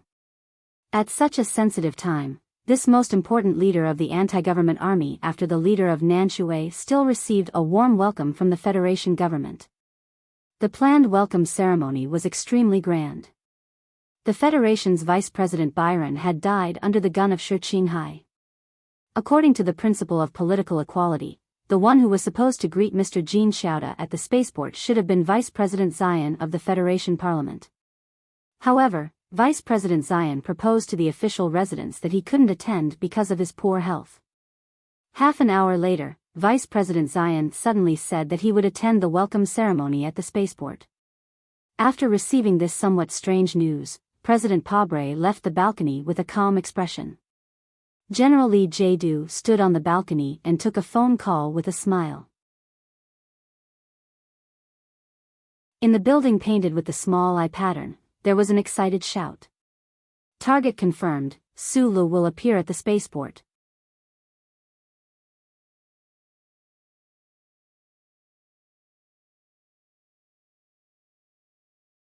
Chapter 781. Only by understanding the enemy could one defeat the enemy. The Small Eyes unit gathered the best talents from various agencies of the Federation. They also had authority that normal departments could not imagine. The members even knew from the beginning that Su Lu had a strange connection with the Federal Central Computer. As for Su Li's information and files from childhood, they had already studied them thoroughly. The more he researched, the more he realized that Su Lu, who looked very ordinary in appearance and temperament, had a shocking past and terrifying strength. With the continuous setbacks of the pursuit, Small Eyes troops were beginning to be filled with a negative atmosphere of disappointment. They were becoming less and less confident in capturing or killing Su Lu, and they were not even sure what the other's next target would be. Knowing which direction the wind was blowing had always been the most difficult thing to do. Fortunately, at this time, the seemingly insignificant arrangement of Deputy Speaker Shi ignited the rapidly active cells in their brain. This politician, who was strongly supported by Mao Cho, revealed some very useful information in this detail. If Su Lu, who was hiding in the dark, wanted to make a big move, he would definitely cooperate with the big families that were trying to fight against the government. The analysts in the Small Eyes unit firmly believed this, because in their opinion, no matter how strong an individual was, it was impossible to be stupid enough to fight against the entire machine of the Federation alone, let alone someone like Colonel Su Lu, who had a rational engineer's mind. And according to their analysis, the most important reason for Su Li's anger was betrayal, and the committee member Jean Chouda, who was going to visit the capital special district, was the person behind the Green Dragon Mountain Central Committee's decision to betray Shi Qinghai. An insignificant change in detail and the support of the personality analysis, they came to the most firm conclusion. Su Li's target was the second person of Green Dragon Mountain at the spaceport in 2 days. 2 days later, the spaceship from S2 slowly landed at the spaceport of the capital. The spaceship that was cleaned on the old moon base sparkled under the autumn sun, and it contrasted with the flashing welcoming words on the giant holographic screen in front of the spaceport. Jean Chouda looked through the porthole at the grand welcoming crowd on the tarmac, as well as the Federation government officials at the front of the crowd, and frowned imperceptibly. Such a small action seemed to cause some discomfort between his eyebrows. He roughly dipped his finger into the cup, dipped it in the scalding tea, and smeared it on his eyebrows. His eyebrows that were stained with tea glittered, just like his hair that was combed until it was shiny. No one could tell that this big shot in the anti-government army who was nearly 70 years old was wearing an expensive wig. It was said that the capital city had not been very peaceful recently, but the old man was not worried. The Federation government had to be responsible for his safety. As for the rumored bait? He laughed mockingly. He and Chao Chudao had been fighting for decades, and in the end, he had lived longer and won in the end. Now that the detestable intelligence chief was dead, who could beat him? A female staff member walked over, bent down and reported to him the following arrangements, as well as the relevant etiquette requirements after leaving the spaceport. This female staff member of Green Dragon Mountain was the closest subordinate of Jean Chouda. She was in her early 30s, and her face was beautiful. It was the most seductive period of her life. When she bent down, her collar extended outwards, naturally revealing her soft white skin, which was very charming. Jean Chouda smiled as he looked at the spring scenery under her collar.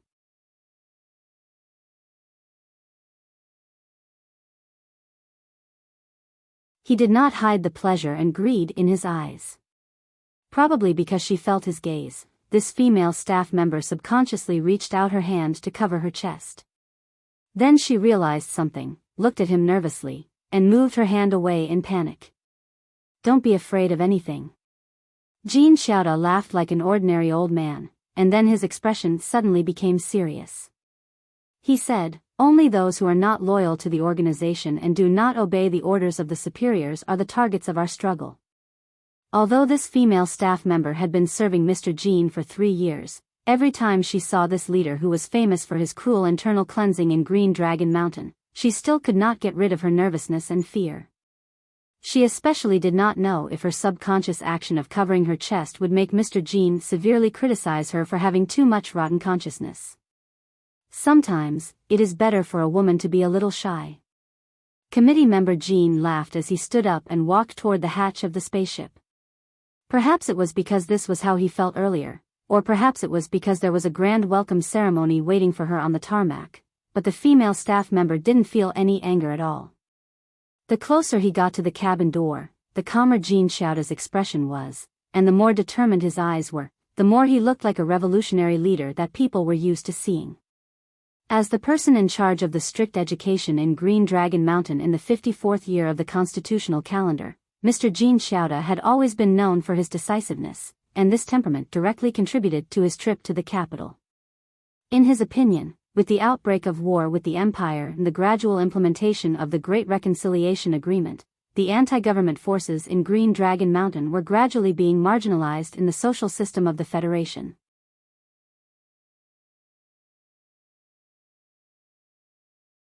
To be more precise, Green Dragon Mountain no longer had any future, so he had to seize the time to choose a new ship before this big ship sank. He was already 72 years old, but he did not want to die. He still wanted to continue to have power. He liked the feeling of controlling the life and death of others. But just like Schiller's masterpiece said, when two sides were at war, the officials could surrender, but the emperor could not. The leader of Nan Shui would never surrender to the government of the Federation, so he had no choice but to surrender. "No," Mr. Jean Xiaoda solemnly looked at the slowly opening cabin door and listened to the faint sound of military music. He firmly thought in his heart, this is not surrender, but cooperation.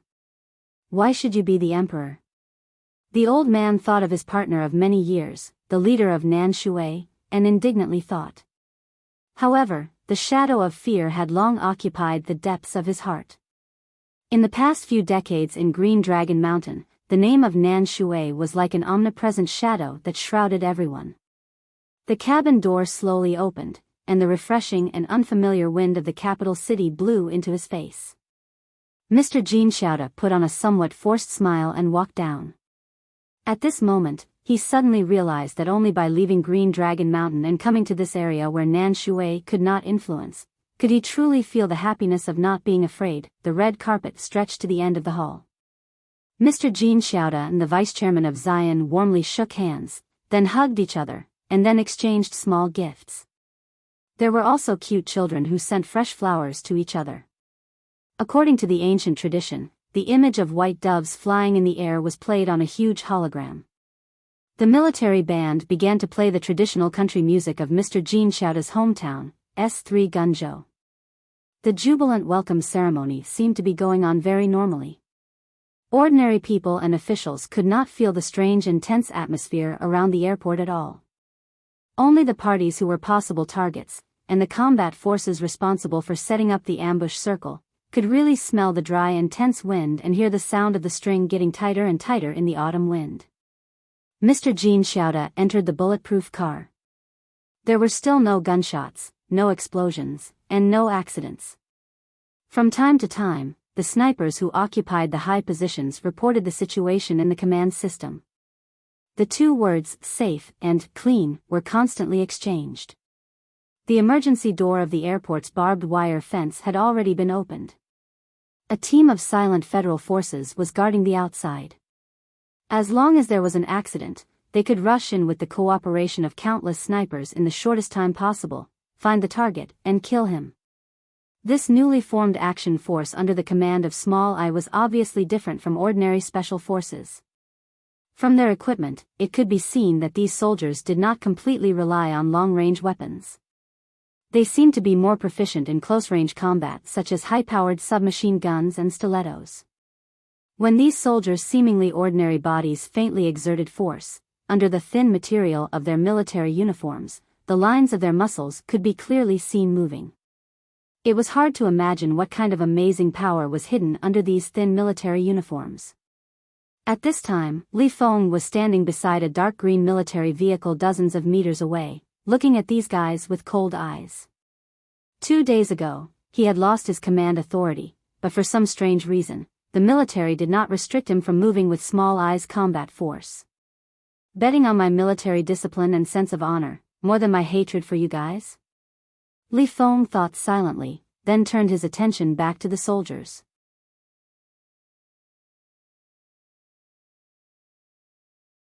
He had never liked Su Lu, but he did not want this guy to die for some very disgusting reason.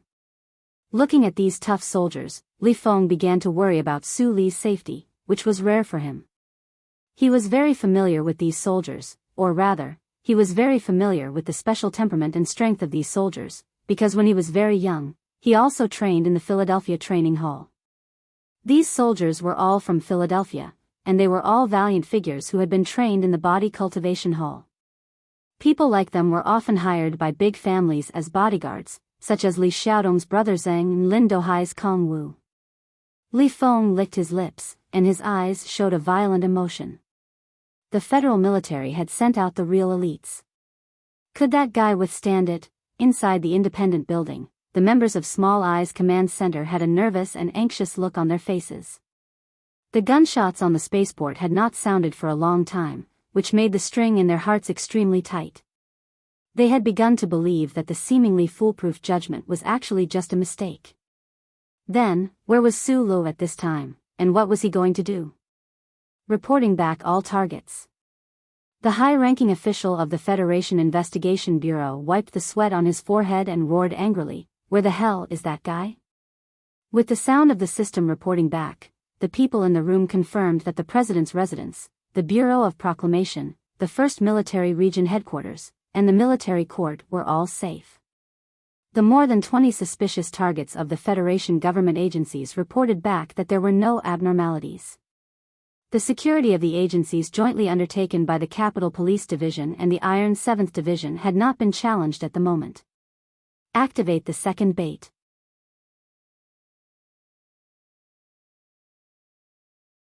The official walked in front of the light screen and ordered the members in a deep voice, "Pick up Colonel Lake at the military court and immediately take him to the prearranged residence. The intelligence team will send the address of the residence to Macho Back Mountain as soon as possible." If Su Lu did not choose Jinxiaoda, then he was most likely to choose Lake. Since the military court was clean, then they would kill him on the road or in that residence.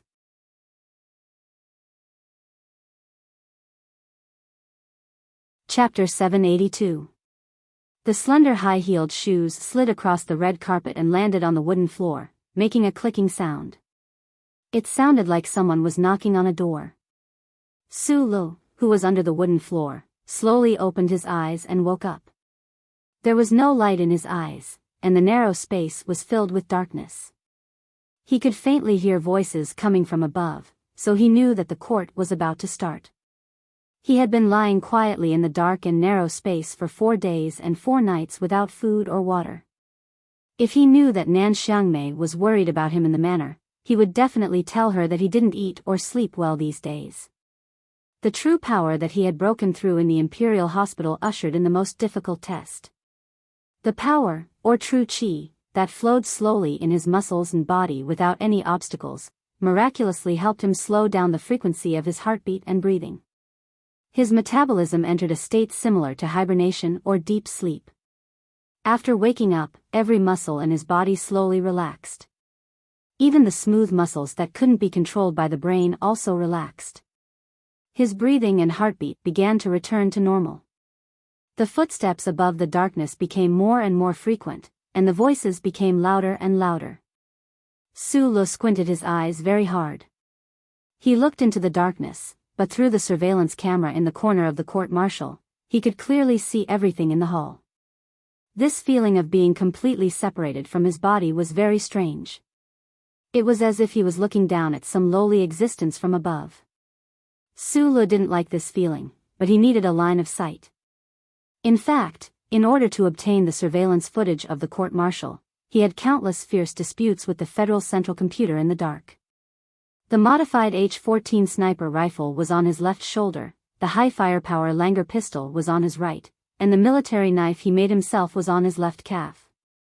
After 4 days and 4 nights with his slightly warm body, it was no longer cold, and the target he wanted to kill was on the floor. The court-martial was very quiet. There weren't many people participating in this secret trial. In addition to the military and government representatives, 2 representatives of the Zhong family from the West Woods were invited. However, the 2 middle-aged men obviously didn't have any negative opinions about the explosion of the antique bell. In the current situation, they relied on the support of the Federation government, so it was impossible for them to have any negative opinions. Su Songzi calmly looked at the case file on the table. Minister Zhou was suspended, and the situation had changed drastically. She and her colleagues, who belonged to the legal department of the Ministry of National Defense, already knew that today's secret trial was just a formality. However, she insisted on being the main controller and wore her most beautiful green dress. She got up and walked to the control panel. Her beautiful slender heels stepped on the floor and made a clicking sound. It sounded like she was knocking on the door, but also like some kind of countdown time machine. Su Songzi slightly bowed to the high courtroom and ignored the people in the gallery.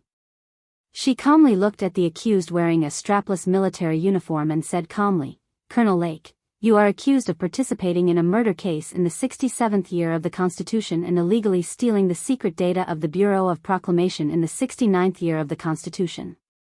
You are accused of illegally stealing and leaking important data of the Federation. You are accused of destroying the Federation's first-class aircraft, endangering public safety by dangerous means, and violating the Federation's military data regulations." There was no evidence to be presented, nor was there any court debate. The trial today didn't need any witnesses.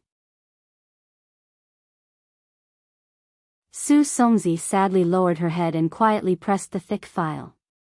Then she took a deep breath, raised her head and continued calmly, "I will accuse you of intending to subvert the Federation. I will accuse you of collaborating with the enemy. I will accuse you of treason. I will accuse you of murdering the commander of the Federation's West Woods military region, Zhong Suahu, and his wife, as well as 1372 Federation soldiers on board in the 70th year of the Constitution. I will ask the military court to sentence you to 7 death sentences, to be shot. Just like the hearing half a year ago in the building opposite the official residence, Su Songzi repeated the stormy and severe accusations of that day. However, her tone was much calmer today because she only insisted on stating the charges. She didn't expect to receive a fair trial at all. Colonel Lake, standing in the dock, didn't argue, nor did he roar angrily like he did that day. He calmly looked at Su Songzi, and there was even a faint trace of mockery on his face. The military court trial ended abruptly. The judge declared Colonel Lake not guilty on the pretext that there wasn't enough evidence and released him in court.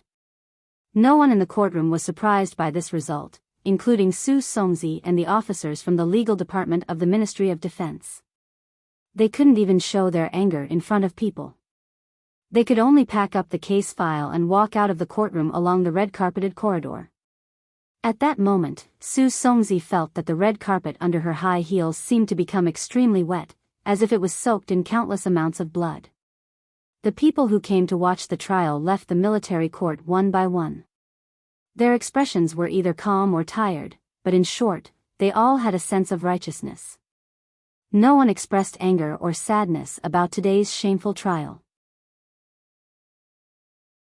In order to prevent the crowded and chaotic entrance from being used by the dangerous person lurking in the dark, a division of the Iron 7th Division that was specifically in charge of security today asked Colonel Lake to stay at the end of the courtroom. A few minutes later, the courtroom had become much emptier.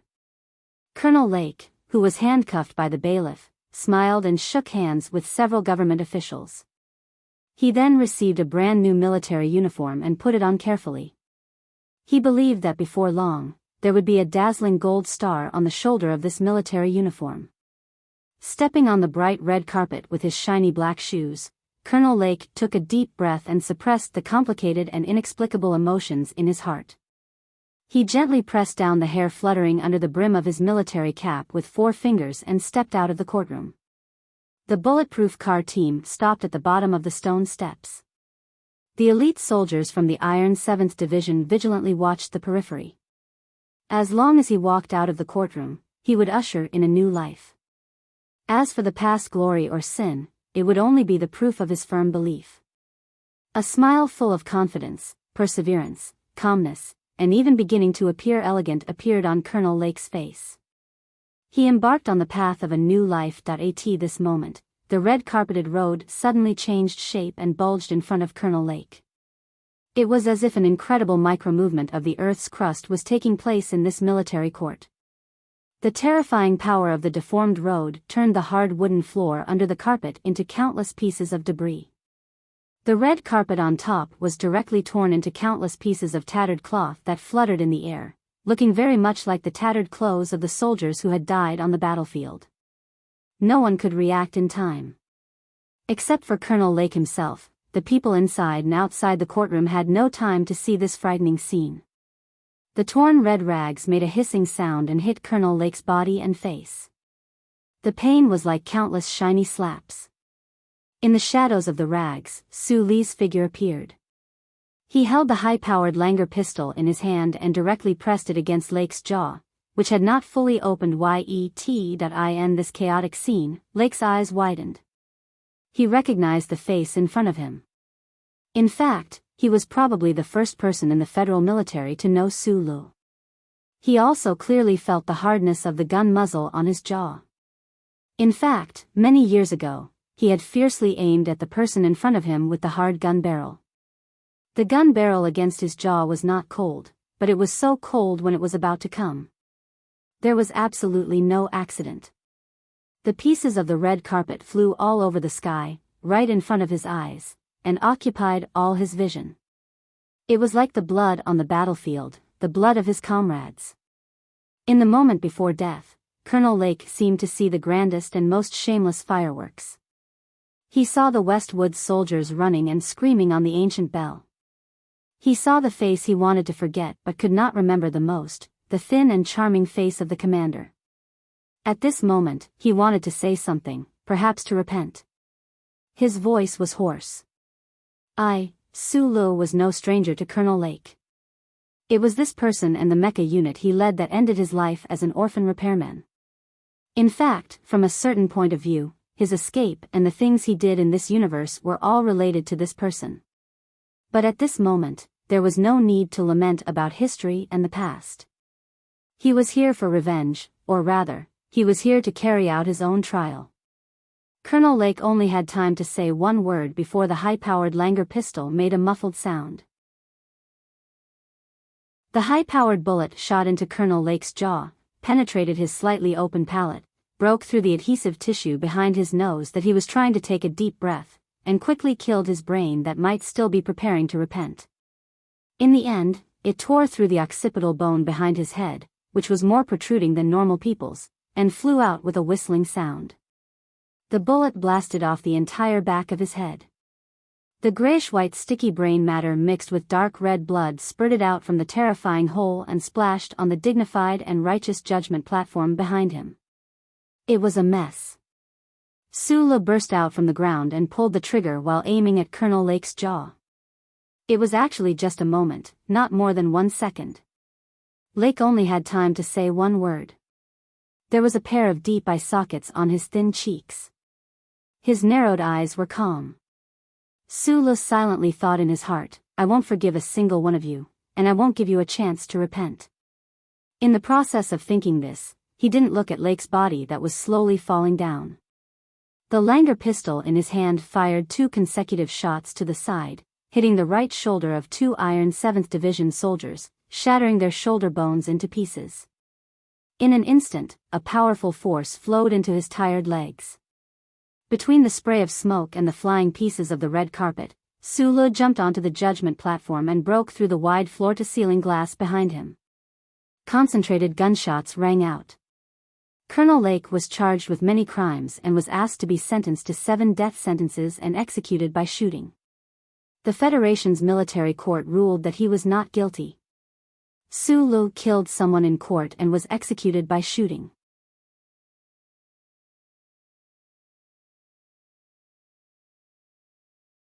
Chapter 783. When the intense gunshots rang out in the courtroom, Sulu had already smashed through the floor-to-ceiling window and was falling to the hard ground outside the building with glass shards flying everywhere. The soldiers of the Iron 7th Division blasted the courtroom bench into countless pieces, leaving countless deep marks on the walls, but they could no longer penetrate the walls and hit his body that was adjusting his posture at high speed. When the Iron 7th Division troops in charge of security outside the courtroom heard the gunshots, Suli's feet, which were wearing special military boots, had already landed heavily on the ground. Unlike ordinary Special Forces soldiers, he didn't roll forward to reduce the huge impact. Instead, he directly resisted the recoil of the ground with the strong muscle fibers under the skin of his legs. Using the few tenths of a second he saved, he quickly rushed forward more than 20 meters. The wall of the courtroom was right in front of him. The Longar high firepower pistol in his right hand quickly fired at the walls around him. The purely mechanical trigger mechanism, under the pull of his index finger, which was like a steel spring, bounced up and down at an astonishing speed. In a very short period of time, he fired 23 times at high speed, completing a pistol rapid-fire demonstration that could definitely be written into the federal military textbooks. Bang! Bang! The vintage red bricks on the wall shattered one after another, as if countless deep bullet holes had appeared out of nowhere.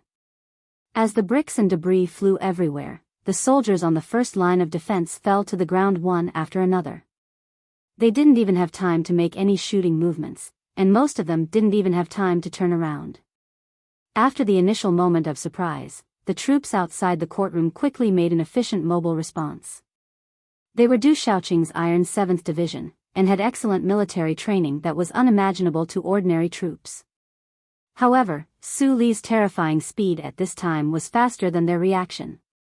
In just 1 or 2 breaths, while the injured soldiers on the first line were still falling in the autumn wind, his figure had already jumped over the wall, stepped on the lawn, and ran toward the dense forest on the west side of Robbie Avenue.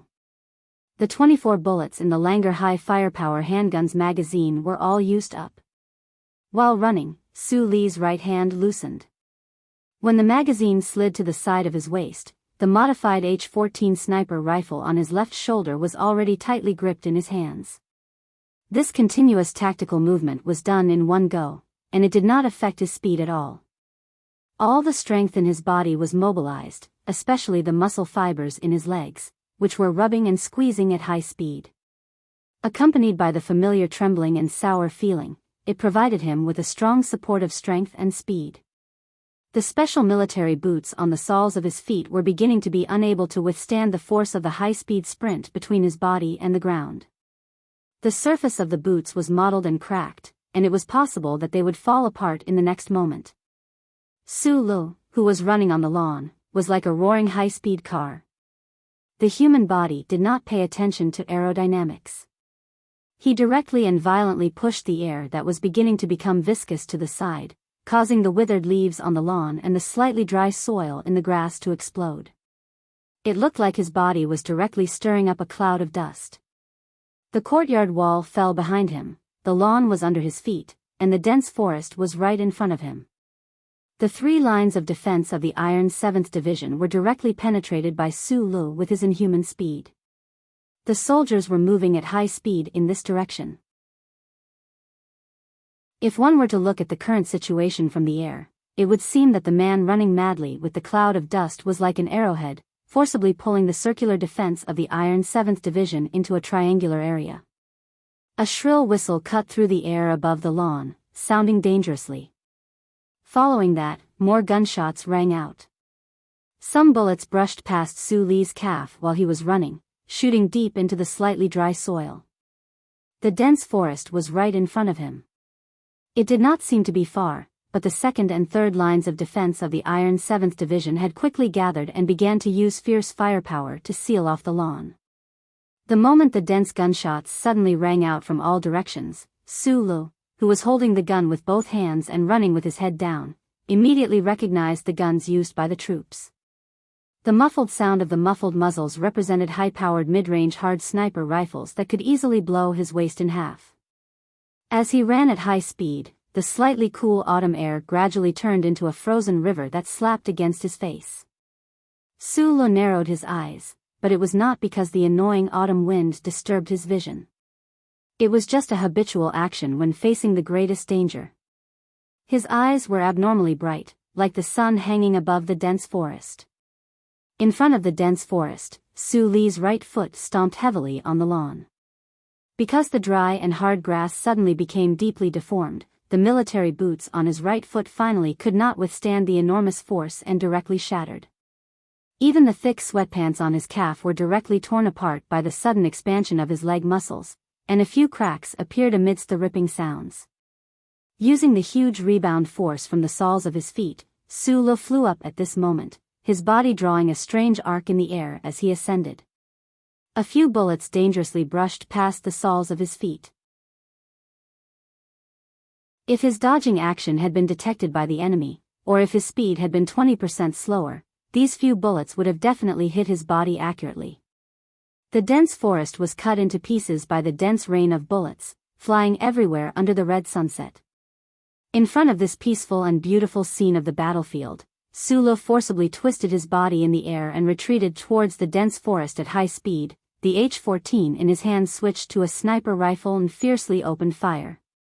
At this moment, he retreated in the sky full of broken leaves, the gun in his hand spitting out beautiful flames. It was as if time and gravity had lost their effect, and the movement of everything had become slow. Only the sound of deformation could be heard, the mixture of dull and crisp, echoing between the lawn and the dense forest. Countless cold metal bullet shells were ejected from the side of the gun and slowly fell to the ground. Su Lu retreated in the air for about less than a second. In this short period of time, while he was unable to stand firmly in the air, he completed the action of raising his gun, looking for a target, and pulling the trigger.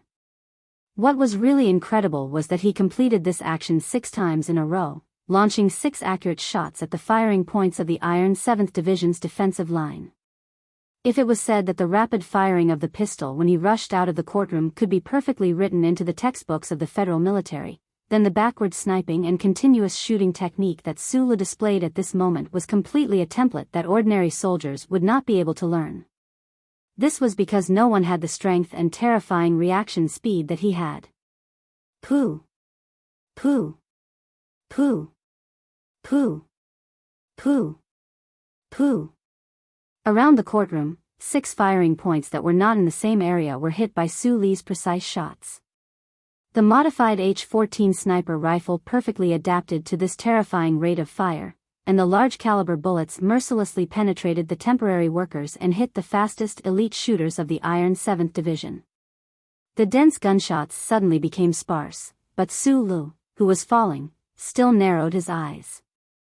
His gaze was bright, and his left hand pressed the button on the spare magazine on his belt, and he whispered, "I'm going to die." After landing on the lawn, even though they had entered the dense forest, they were still in the area between the second and third line of defense of the Iron 7th Division. The few elite shooters closest to them were already lying in pools of blood, but there were more soldiers in the distance. The military quality of the Iron 7th Division's troops was unquestionable. They would definitely not charge blindly. Instead, they would choose to use the temporary workers and terrain, as well as the real firepower of their guns, to force Su Lu into a desperate situation. Although Su Lu had a pair of mechanic's sharp eyes, and his eyesight was better than before after the breakthrough in the Empire, he still could not capture all the blind spots around him and see every dangerous enemy. It was impossible for him to rely on a modified H-14 to suppress or eliminate the enemy in the midst of the smoke and falling leaves, because he was not the omnipotent God of creation. Only the omniscient could be omnipotent. Landing heavily on the lawn, Su Li's movements did not slow down at all. He quickly retreated into the forest, his hands holding the H-14 steadily in front of his eyes. He aimed at the enemy's firing points that he could see clearly, and he pulled the trigger continuously without hesitation, emptying the magazine of bullets. Across the lawn, on both sides of the forest, and even behind him, the gunshots that had just stopped for a moment rang out intensely again. Su Li's thin face flashed with a trace of ruthlessness, and he roared angrily, "I'm going to die." No one knew why Su Li yelled angrily at the empty lawn at the most dangerous moment. Could it be that if you said to Sunset that you were going to die, you wouldn't die?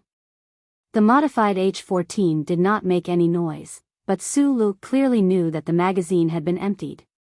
His left hand took out the spare magazine at lightning speed, and his right thumb pulled the empty magazine out with force, completing the action of reloading at a speed that was almost impossible to be seen clearly by the naked eye. With a crisp click, the magazine accurately entered the H-14. Following this sound, it was as if a switch had been turned on. The chip at the back of his neck heated up slightly, and on the screen full of bullets from Sunset and no falling leaves, countless grids instantly appeared, as well as countless precise images of human bodies with citizen numbers hanging on them. Whether it was in the shooting range, hiding behind the forest, hiding in the depths of the grass, or hiding in the high court, the positions of all the soldiers of the Iron 7th Division accurately appeared on his retina. Even the scene behind him, which was completely invisible to the naked eye, entered his eyes through some kind of strange imaging method. He could even see the precise coordinates of these targets and the extremely detailed simulated human body composition. Su Li was no stranger to these scenes. Back then, when he was in a desperate situation at the 4 Prefectures Foundation building, when he was surrounded by the Imperial Army in the forest at 3320, when the creatures died, he could see the scene that was completely different from the real world. There was no smoke or blood, only the smell of a shooting game. The charter network that covered every inch of the Federation's land presented these images in front of his eyes using countless military satellites and ubiquitous surveillance systems. There seemed to be a faint sigh in Su Li's mind, but he did not pay attention to it. He silently raised his gun and quickly pulled the trigger. He did not need to aim, nor did he need to hesitate. Because from this moment on, there was nothing he did not know and nothing he could not do.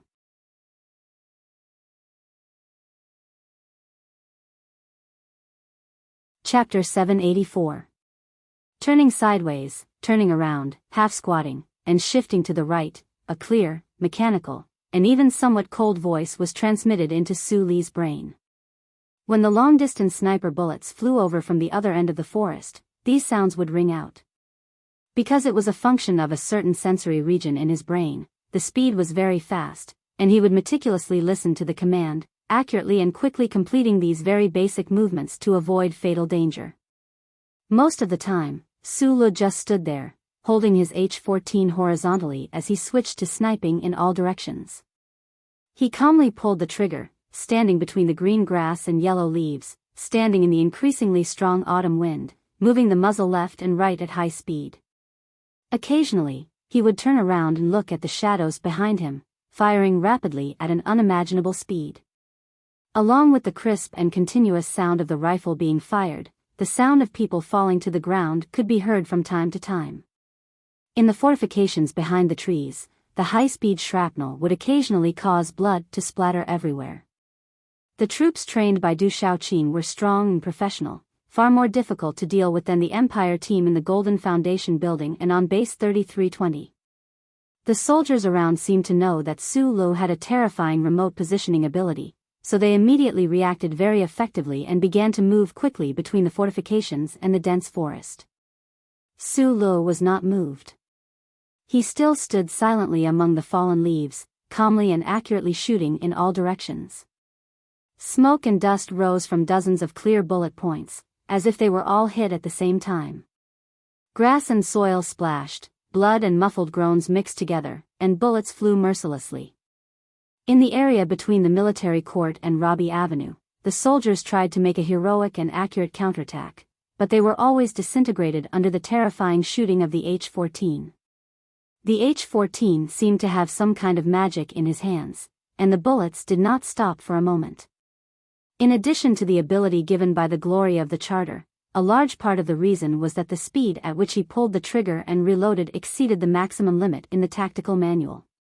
The high-speed rotating bullet seemed to have its own cold vision, cutting through the air in a straight line and accurately hitting all the targets. Sulu actually used the gun in his hand to suppress more than 20 soldiers of the Iron 7th Division nearby.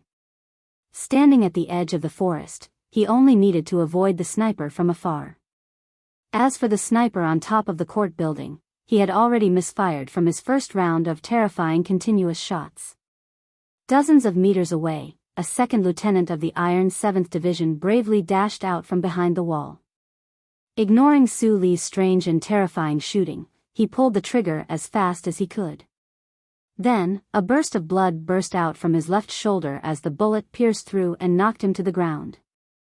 With a muffled sound, Su Li's left chest was hit by a bullet. His body trembled, and his face turned pale for a moment before returning to normal. He did not lower his head to look at the shrapnel that was deeply embedded in the hard ceramic bulletproof vest, nor did he pay attention to the pain caused by his cracked ribs. Instead, he followed the powerful impact of the bullet and took a step back. Step by step, he retreated into the dense forest behind him. His shooting posture did not change at all.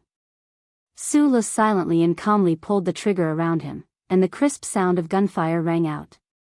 The birds in the autumn forest were stunned by the dense gunfire. It was only when they heard the footsteps of the man below becoming more and more hurried and gentle that they came back to their senses. They fluttered their wings and flew into the sunset when the Iron 7th Division's T Company, who were responsible for security, finally succeeded in closing the defense line and gathering at the edge of the dense forest. There was no trace of Sulu. There were only broken branches hanging in the air, and broken leaves and grass fluttering weakly in the autumn wind. The battle outside the court-martial lasted less than 2 minutes. Sulu had used up all the magazines he had on him. In the end, even the specially made gun barrel could not withstand the wear and tear and began to become unstable. The Iron 7th Division side, in the post-battle summary, was very angry to find that their ammunition yield was pitifully low. It wasn't that the soldiers weren't brave enough and didn't dare to fight back because they were suppressed by the enemy's violent gunfire. It was just that the 30 or so Iron 7 Division soldiers in this area didn't have a better way to deal with the terrifying gunfire that would cause blood to splatter everywhere. After careful calculations, the powerful command center of the government made overall arrangements.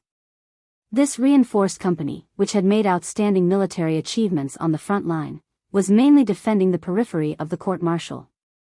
No one had expected Sulu to be hiding under the passage of the court-martial. With a targeted defense arrangement, they were naturally caught off guard by the violent surprise attack from the inner circle. In fact, if it was not the Iron 7th Division's T Company who was responsible for the defense of the court-martial today, but any other federal forces, they would not have done a better job. It was very likely that when Sulu broke into the dense forest with a gun, the other troops would not even have time to fire a shot. Several bulletproof black government service vehicles sped up from the other end of the court-martial. With the sharp sound of brakes, 2 deep footprints appeared on the lawn that had just calmed down a little. A high-ranking officer with a solemn expression and an angry man walked out. They were the members of the Small Eyes unit who were originally supposed to be responsible for picking up Colonel Riker.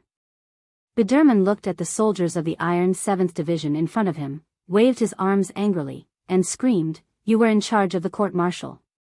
I'm here to pick up Riker. Now Riker is dead. Where's Sulu? You pieces of trash." This genius former employee of the Bureau of Proclamation had spent a lot of money to convince his superiors to allow him to leave the building and come to the court-martial because he firmly believed that Su Li's target was definitely the second bait. To be able to see a Federation hero die in front of him with his own eyes was undoubtedly the most wonderful thing for him. But he did not expect that Sulu would not act as the Small Eyes unit had speculated. Instead, he would use such a violent and direct method to end Colonel Riker's life in the court-martial. The strong climax he had expected turned into an unprecedented disappointment and humiliation. Biderman was extremely angry. T Company was a reinforced company of the Iron 7th Division that was very good at fighting. For this secret security mission, the commander in charge was even a battalion commander. In his hand was the 21-26 long sniper rifle that he had snatched from his subordinates. It was obvious that he had also personally participated in the battle. Hearing this extremely fast cursing, the battalion commander turned around with a sullen face and stared at the guy in front of him who he did not recognize, who was jumping around like a monkey. After a moment of silence, he directly pulled out the pistol at his waist and pointed it between the other's eyebrows. Biderman's body suddenly trembled, and the swear words in his mouth came to an abrupt stop. The high-ranking officer who had gotten off the car with him nervously blocked the gun. From the wrist of the battalion commander holding the gun and the indifferent gaze in his eyes, he could clearly tell that if he had moved a little slower, the other party would definitely have dared to shoot. He was the captain of the Special Forces of the 3rd Military Region, and now the highest commander of the Small Eyes unit. Of course, his rank was much higher than that of an ordinary battalion commander, but he did not want to have any conflict with Division Commander Dushouching's subordinates. Also from S3, he knew very well that although the Iron-Faced Division Commander valued discipline, he was also very protective of his subordinates. "I solemnly apologize to you and your unit on his behalf," the commander said in a low voice. The commander said in a low voice. As a military officer, he could understand the emotions of the other party after experiencing a particularly vexing battle. The figures of several medical helicopters gradually became clearer in the air. South of Robbie Avenue, the ambulances of the military-affiliated hospital were also rapidly approaching. For some reason, these ambulances did not flash or siren. Report, 24 seriously injured, no dead. Hearing the report, the battalion commander's expression was a little surprised, but he finally relaxed a little. Without even looking at the pale Biderman, he walked to the other side of the lawn where the injured soldiers were gathered. Under the setting sun, the helicopters slowly landed, and the wind blew. A second lieutenant covered in blood was carried onto a stretcher and was ready to be sent into the cabin door. The battalion commander looked at his most capable company commander and confirmed that he was conscious, so he should not be in danger. He smiled and patted his shoulder. In the previous battle, the bullets of the snipers of the Iron 7th Division's T Company had grazed the target's body, but in a close-range shooting, only this person had bravely shot Su Li's chest. The second lieutenant on the stretcher took a burning cigarette. The fingers on his left hand trembled because of the severe pain from the bullet wound, the handsome eyebrows on his pale cheeks knitted together. He looked at the battalion commander and said in a hoarse voice, "Boss, this battle is very uncomfortable. I don't accept it." The battalion commander did not say anything. He waved his hand and asked the medical officer and subordinates to push the stretcher into the cabin door of the helicopter, and then began to treat the other injured subordinates on the lawn.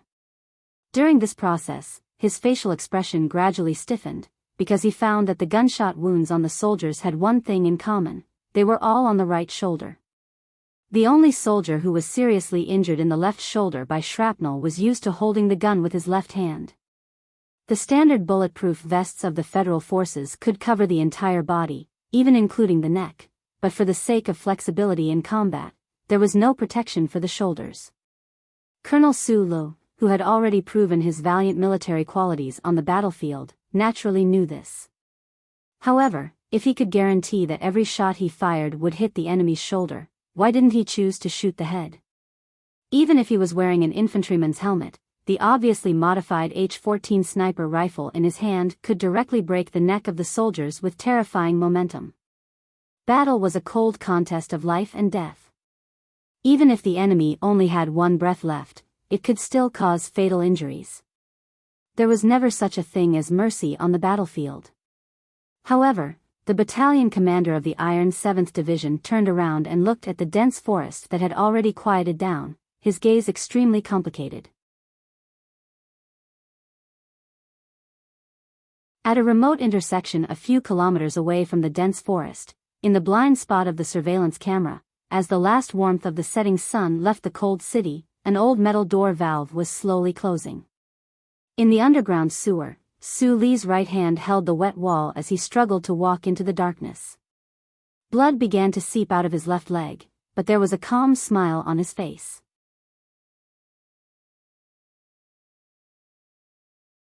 Chapter 785. Hiding under the floorboards for 4 days and 4 nights, he probably didn't eat or even drink. So I don't understand how this person survived. Not only did he not die of hunger or thirst, but his combat ability didn't seem to be affected at all. Although the soldiers of the Iron 7th Division look very rude, everyone knows that they can't make mistakes when inspecting the battlefield. Since they used life detectors to check the military court in advance, why didn't they find Su Lu hiding under the floorboards? Inside the only building in the capital special district that had 3 layers of information blocking, a member of the small-eyed troop pointed at the information on the light screen angrily and helplessly. He waved his arms helplessly and said in a low voice, "How do we explain all this? Unless we admit that he's not a human." Of course he's not a human. Another member shook his head in disappointment. He looked at the battlefield surveillance that had started to play and said, "He's so strong and invincible, how can he be a normal human?" Give up on these useless literary sentiments. No superpower creatures have been found in the universe so far. The official of the Federation Investigation Bureau interrupted everyone's behavior to vent their disappointment and shock. He said in a deep voice, "The most important task now is that we have to figure out where Su Li's next target is. Even if we can't set up an ambush, we have to ensure the safety of those big shots." Now the statistics show that the possible targets of Colonel Su Li's attack have expanded to 37. It's very difficult to choose the key targets to protect from among them. The member in charge of the intelligence analysis scratched his head and cursed in a low voice. He looked at the people and said, "The Federation has offended too many government agencies and big shots that have offended Colonel Su Lu. That guy is psychopathic. He always feels that the whole world has wronged him. Professor Nur, you should support my judgment." Sitting in the corner, Bateman said to the famous psychology professor of the small-eyed troop. His eyes were bloodshot and his feet were placed on the table casually. He seemed to be playing some kind of video game that required high IQ. Only his trembling fingers and the sarcasm in his words showed the real anger and unwillingness in his heart at this time.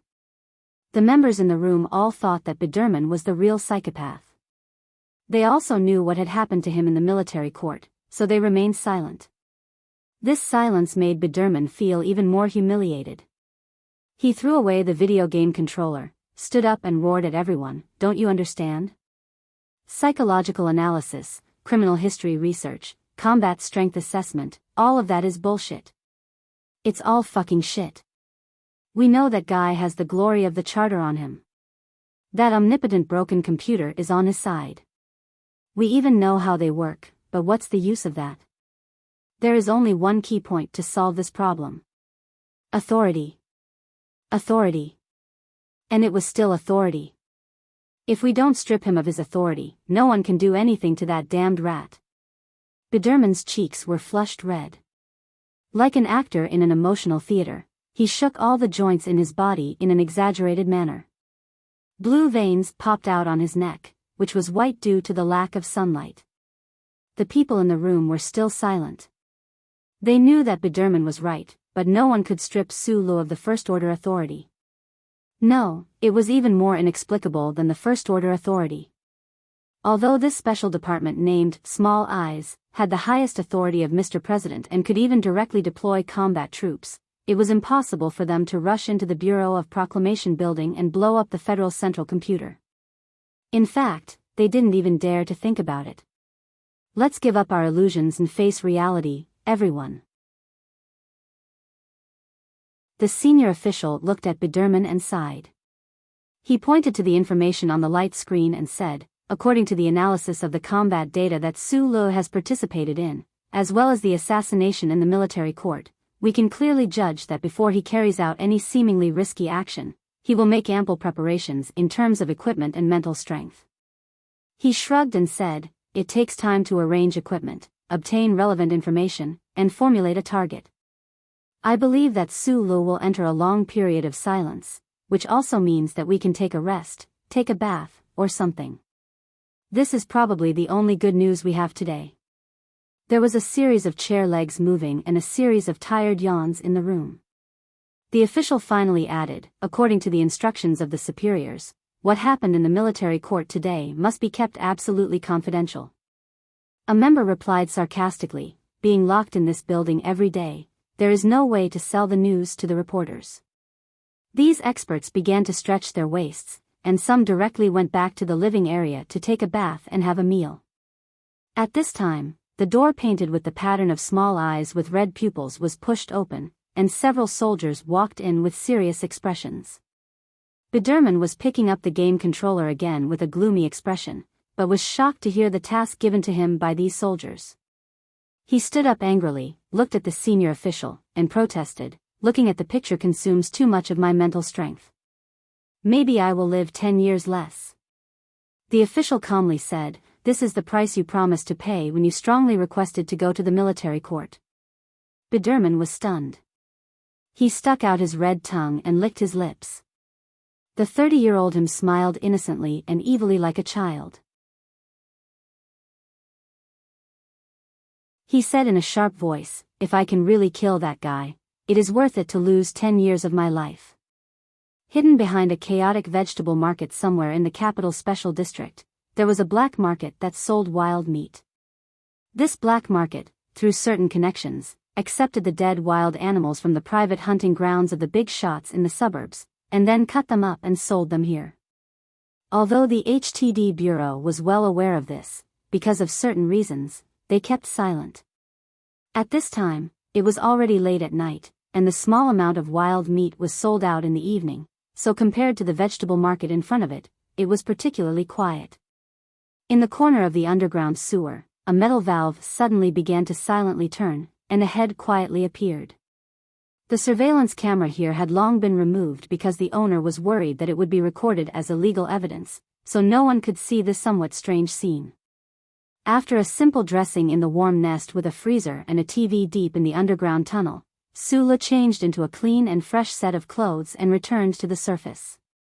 Passing through the underground passage where a fierce battle had occurred a few days ago, he looked at the small department store in the foothill on the sloping stone path. After hesitating for a moment, he gave up the original plan, worried that the government's investigation would cause trouble for boss Xiaoshan. In a shop on the street, he bought a phone that was neither cheap nor expensive, and then dialed a number. On the third floor of the presidential residence, the phone beside Miss Padil's pillow rang.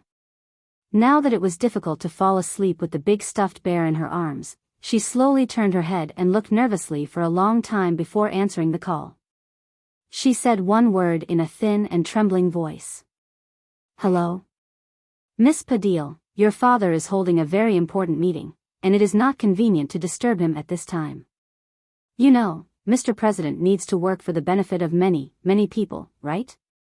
Outside the retro door of the Oval Office, a special task force agent in a black suit politely but firmly stopped Miss Padil's request to enter. Padil was wearing a nightgown, barefoot, and her right hand hanging by her waist tightly holding the phone. She stared at the agent, and it seemed that she had no intention of giving up. Take the miss back to sleep. How do you do your job?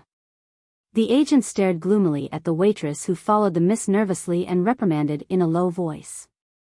Padil suddenly took a deep breath, then squatted down slightly and screamed loudly with no expression on her face. The girl's sharp scream echoed in the official residence, and the agents and waiters suddenly panicked, not knowing how to deal with it. The entire Federation knew that the first daughter had suffered from autism when she was a child, and her condition had only improved in the past 2 years. The staff in the official residence had always been very protective of her.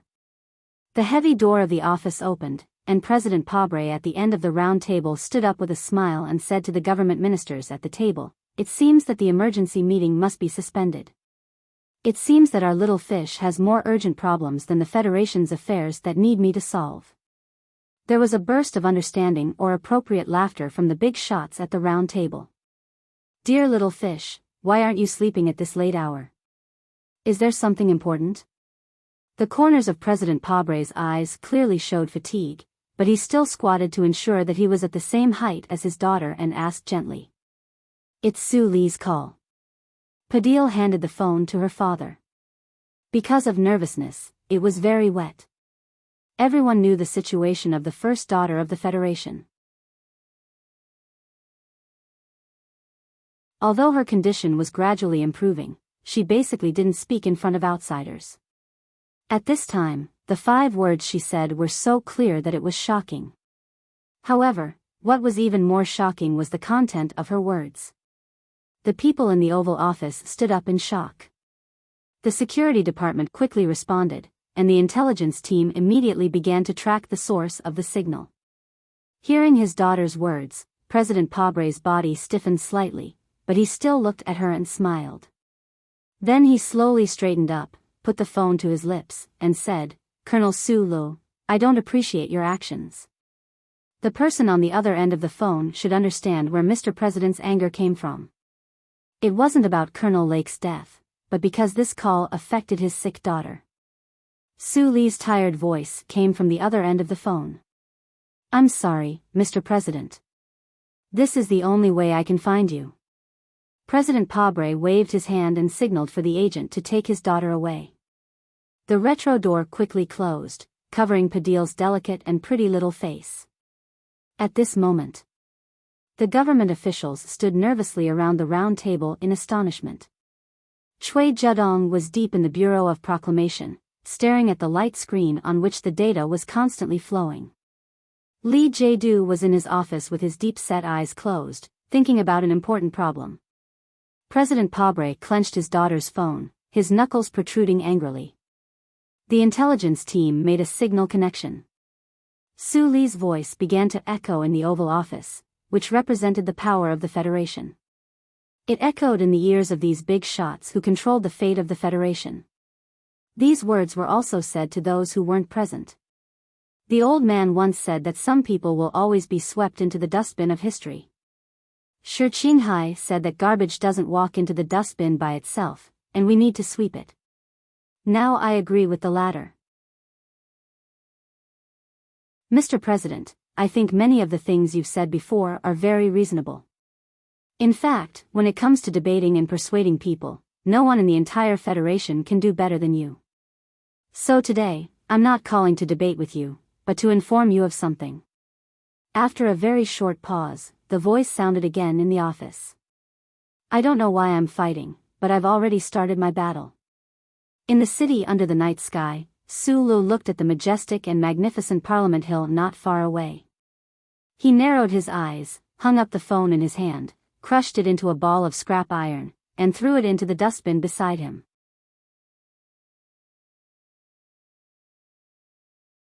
Chapter 786. The Oval Office was silent. The officials looked at President Pabre with complicated expressions. No one dared to speak. After a long period of silence, the president put the phone on the table. His movements were very slow. When the phone made contact with the table, there was no sound. Only the veins on the back of his hand showed his true anger at the moment. In the Ministry of Finance building, I had a long conversation with Colonel Sulu. Before I entered the alloy door, the special task force tried to stop me because they were worried about my personal safety. President Pabre suddenly said something that surprised everyone. There was no emotion on his tanned face, and his voice was particularly low in the Oval Office. At that time, I said that when Colonel Sulu wanted to kill me, it meant that I really should die. He put his hands on the table, and his broad shoulders were as stable as usual. There was a complicated smile on his face. It was hard to tell whether it was self-deprecating or mocking. Now that I think about it, this joke was probably not that funny. The president waved his right hand tiredly. The officials in the Oval Office understood and hastily ended the report on the attack on the military court that afternoon. They quickly left. The director of the office, Breen, pushed open the heavy retro door and walked in. He looked at the president's tired back with a complicated expression. After hesitating for a moment, he walked up and said softly, "Mr. President, we just got the election poll. Your support rate has increased by 1%. Before he finished speaking, President Pabre stood up straight and waved his right arm hard. His usual deep and charming voice became particularly irritable at this moment. Public opinion, public opinion, public opinion. What's the use of these things? The president immediately reacted to his rare loss of composure. After a moment of silence, he patted the shoulder of the shocked Director Breen and said in a low voice, "Sorry, I'm in a bad mood today." "It's okay." Director Breen forced a smile and followed the president's gaze to the cute pink phone on the table. He frowned and said, "I'll immediately inform the intelligence team to cut off Mrs. Communication Authority." No need. President Pabre had calmed down by this time. He waved his hand tiredly and said, "I believe Su Lu will call again." According to some sources, this Councilman Jean Chioda should have established contact with the official residence a long time ago, but no one knows what kind of agreement they have. It was quiet in the Lufeng Slope clubhouse. Mr. Zion, the vice president of the Federation, took a sip of the expensive red wine and gently stroked his gray hair. He was talking to the lady across the table in a reserved and polite manner. "Thank you for your hard work today." Lady Tai looked at the old man with a smile and said casually, "After Mr. Byron left us, you have to bear a lot more responsibilities. You should take care of yourself." He knew what his wife meant by hard work. Regarding the welcome ceremony at the airport, he only needed to make 2 phone calls to successfully divert the attention of the government agencies.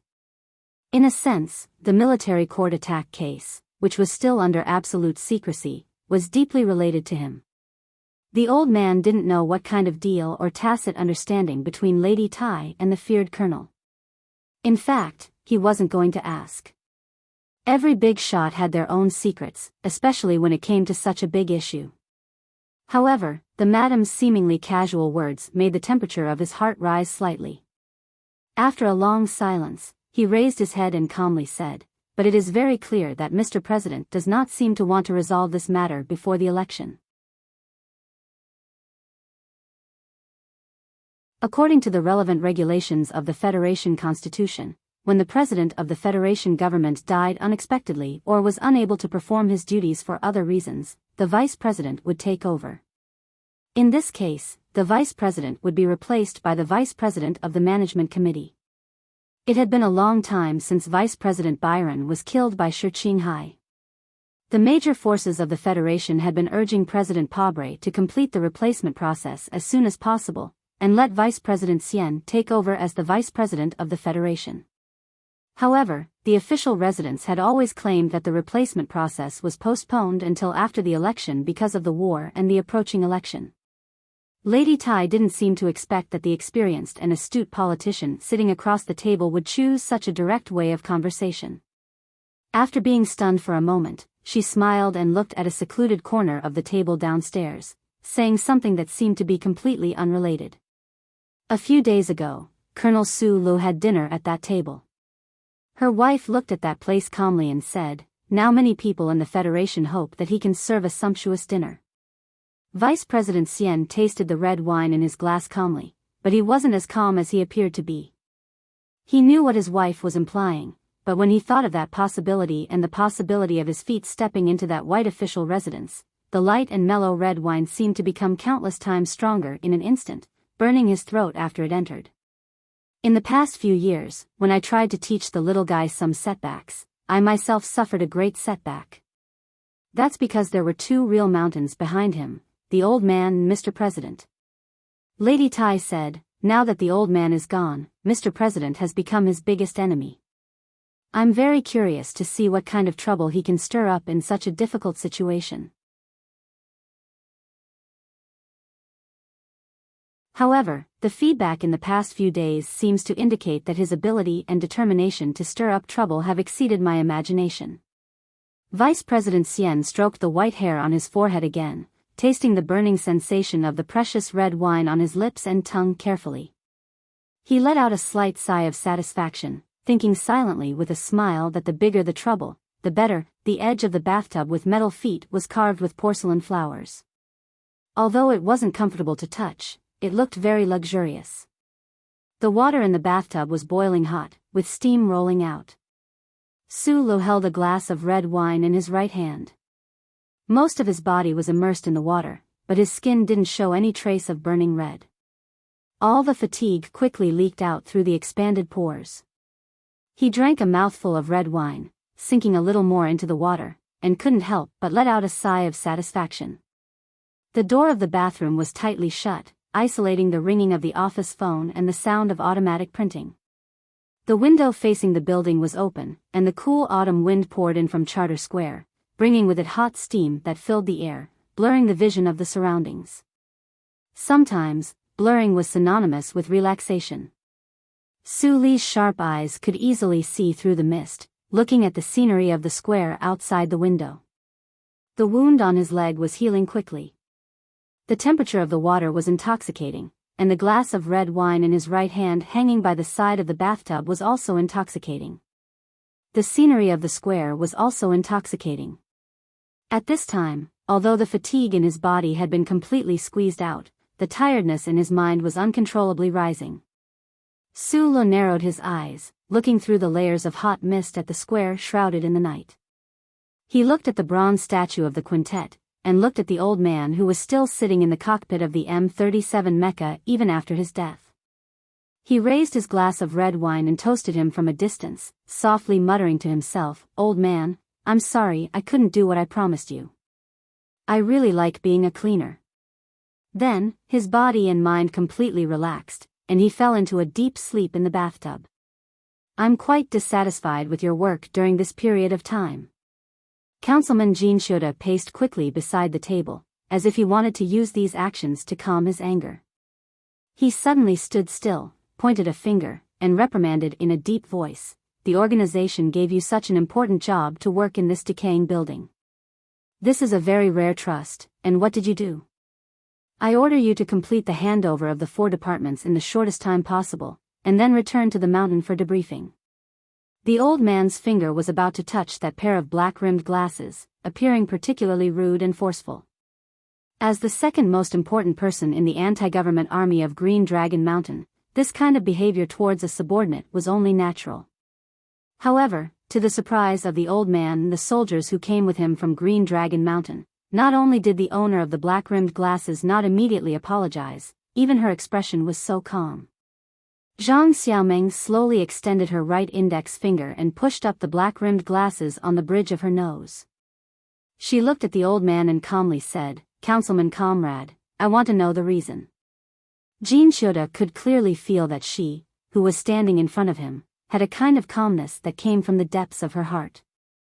The old man knew that only a person with a strong enough heart could show absolute calmness. A sense of vigilance arose in his heart, and he slowly said in a deep voice, "Do you want me to carefully repeat the process of that little fish's death?" The old man's voice was incomparably cold. He had presided over many bloody internal cleansing operations, so his body exuded a kind of terrifying aura from inside out. In Green Dragon Mountain, countless people secretly hated him, but no one dared to show this kind of emotion in front of him, because coldness and ruthlessness were often the most powerful weapons to intimidate people. "This is an internal operation of the 4 departments, I don't think there is anything to explain to you," Zhang Xiaomeng calmly said. Since she already knew the purpose of the councilman, she even directly omitted the honorific. The people in the room fell into absolute shock, including the female employee with the coquettish figure. Everyone looked at Zhang Xiaomeng in disbelief, not knowing how she dared to talk to the councilman in such a tone. The emotions in the eyes of Councilman Jean Shoda were particularly gloomy. He stared at the beautiful face in front of him, and said very slowly with a voice as thin as the tongue of a poisonous snake, "The stupid people in the Federation call you the leaf of Green Dragon Mountain. Do you think that with this beautiful face, you can do whatever you want? Don't forget that it was the organization that trained you, and you are working under my direct leadership. Councilman comrade, I want to correct you on one point, I work directly for the organization." After a moment of silence, Zhang Xiaomeng calmly looked into the old man's eyes and said with a smile, "This is my see. Unless the committee passes a resolution, no one can take away my see."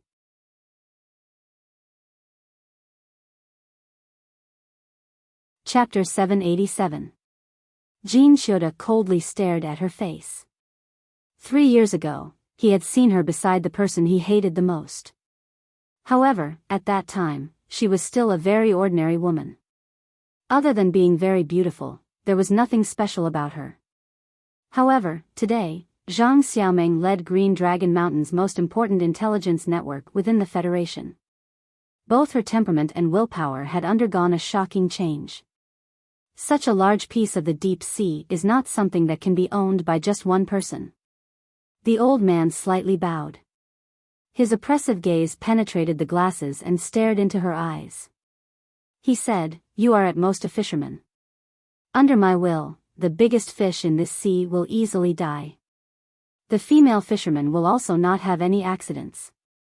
Zhang Xiaoming slightly raised her face and replied with a smile, "Comrade member, you must be tired after such a long journey. I am ready to accept the official decision of the committee at any time.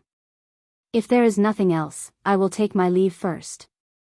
You still have to give a formal speech in the committee tomorrow. As for the fairy tale of the sea and the fisherman, we can talk about it another time." A very calm reply, but contained a very firm will. Zhang Xiaoming lightly pushed the black-rimmed glasses on her nose again. She slightly nodded to Jin Shioda and prepared to turn around and leave. Just as her hand touched the smooth door handle, the old committee member's slightly hoarse but vicious voice sounded again behind her. "I heard that your ex-boyfriend has already started a war with the Federation government. The organization needs the relevant information. In addition, if there is a chance, we are very happy to see him die. I believe you also understand that this is the organization's test for you." The people in the room could see Zhang Xiaoming's back. Just from the back, she did not have any strange reaction after hearing these words. However, no one could see the sharp light that flashed through that pair of black-rimmed glasses. After Zhang Xiaoming left, the Green Dragon Mountain soldiers in charge of protecting committee member Jin Shioda also left, leaving behind 2 people to guard the door. Even if these elite soldiers of the mountain were to die, they would not let anyone harm the leader in the room. Committee member Jin Shioda looked at the tightly closed door. A strange smile suddenly appeared on his old and gloomy face. He said mockingly to the woman beside him, "If Su Le comes to kill me and is killed by me, President Pabre will definitely like the gift I gave him. Tell me, can this gift in this deep sea be exchanged for the position of Vice President of the Federation?" This most loyal female subordinate of his was at a mature and attractive age. A trace of nervousness flashed across her beautiful face. She said with a trembling voice, "Of course, there is no problem." Jin Shioda turned around and coldly looked at her chest. What a stupid and timid woman, but what he needed after the great reconciliation between the Federation government and Green Dragon Mountain. Parliament Hill passed a bill to open up a row of rooms in the building specifically for Green Dragon Mountain's office in the capital. As the spokesperson of the anti-government forces in the Federation, Zhang Xiaoming had an office suite with a living room. In this luxurious suite of Parliament Hill, she secretly presided over the work of Green Dragon Mountain's 4 departments. She looked at the sea that no one knew the depth of. She received the gift from Linhai province from her subordinate. She originally thought that it was another piece of jewelry sent by Hai Qingzhou and was about to have her subordinate send it back. Unexpectedly, she saw the scribbled but unique signature. She couldn't help but smile because she recognized that it was the handwriting of that university professor's father. She had returned to the Federation for a long time. Her relationship with her family had improved tremendously. Her parents, who had a high social status, no longer angrily scolded her for her life choices. Occasionally, they would even send some warm gifts. However, they were still worried about her marriage. After closing the door, Zhang Xiaoming opened the box. She found a very cute silver bear pendant. She guessed that it was a gift that her mother had chosen. She smiled and connected it to the electronic key chain in her hand. Then she kicked off her high heels and casually put them on a pair of soft fluffy dog slippers. The living room behind the office was her personal space. Without permission, no one could enter. In fact, no one had been able to enter for the past 2 years. She turned on the TV screen. After changing into her pajamas, she tiredly rubbed her hair and leaned against the sofa. She casually picked up a bag of dog biscuits and began to chew. The more she chewed, the stiffer her cheeks became. She seemed to be filled with anger. In a low voice, she cursed, "You old perverted dog, you actually want to steal this old lady's things." She was the famous Green Dragon Mountain's leaf. In front of the Federation people, she was a calm and amiable spokesperson. In front of the government officials, she was a calm and oppressive negotiator. In front of her subordinates, she was an extremely efficient manager. In the hearts of the spies in the deep sea, she was the coldest and most ruthless leader. However, in this space that belonged only to her, she was hugging the bag of biscuits. Her feet were on the table, and her eyes were fixed on the TV screen. Her hair was disheveled, and she was talking nonsense. She was like an ordinary woman who had just had her expensive bag stolen by her love rival. Zhang Xiaoming did not think that her life was full of sorrow. She had never hugged a pillow and cried in the middle of the night, or cried alone on the sofa in front of the TV. Therefore, when she saw the glasses gradually blurring, she did not think that it was because of her own eyes. She quietly put down the dog biscuit. Her face was unusually calm, but a light silver pistol had appeared in her right hand at some unknown time. She slowly stood up and turned around, walking towards the bathroom that was slowly emitting traces of heat. The dog-headed slippers on her feet were hung with fine velvet, and they did not make a single sound when she stepped on the carpet. She pushed open the bathroom door, and the cold muzzle of the gun passed through the steaming steam in the shortest time possible. It was pointed at the man who was sleeping soundly in the bathtub. Her arms suddenly stiffened, and then she slowly put down the gun in her hand. Slowly and hesitantly, she walked over. Zhang Xiaoming stood in the steaming steam and quietly looked at the man sleeping in the bathtub. Suddenly, she took off the black-rimmed glasses on the bridge of her nose. It was not because the glasses were misted, but because she knew that he did not like them. She squatted down and tilted her head slightly to look at him in the bathtub. She did not know when he had come, nor did she know what he was thinking in his sleep. He was smiling so happily like a child.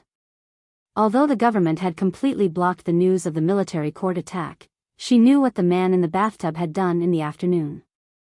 At this most dangerous time, he was in his own room, sleeping so soundly in his own bathtub. What kind of trust did this represent? Zhang Xiaoming squatted beside the bathtub and looked at him quietly. She looked at him for a very long time.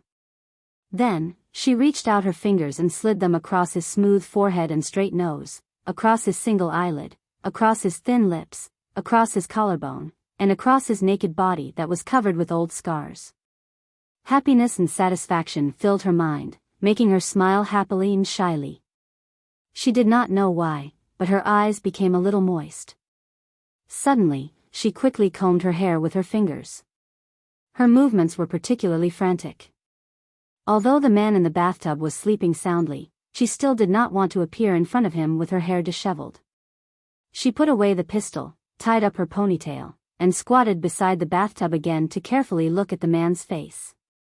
After a long time, perhaps because the bathroom was too hot, 2 faint blushes appeared on her cheeks. She did not know where she got the courage, but she lowered her head and gently kissed his thin lips. Slightly dizzy, Zhang Xiaoming nervously held onto the smooth edge of the bathtub with both hands. Her slender fingers were very strong as she struggled to maintain her balance. Su Lo woke up.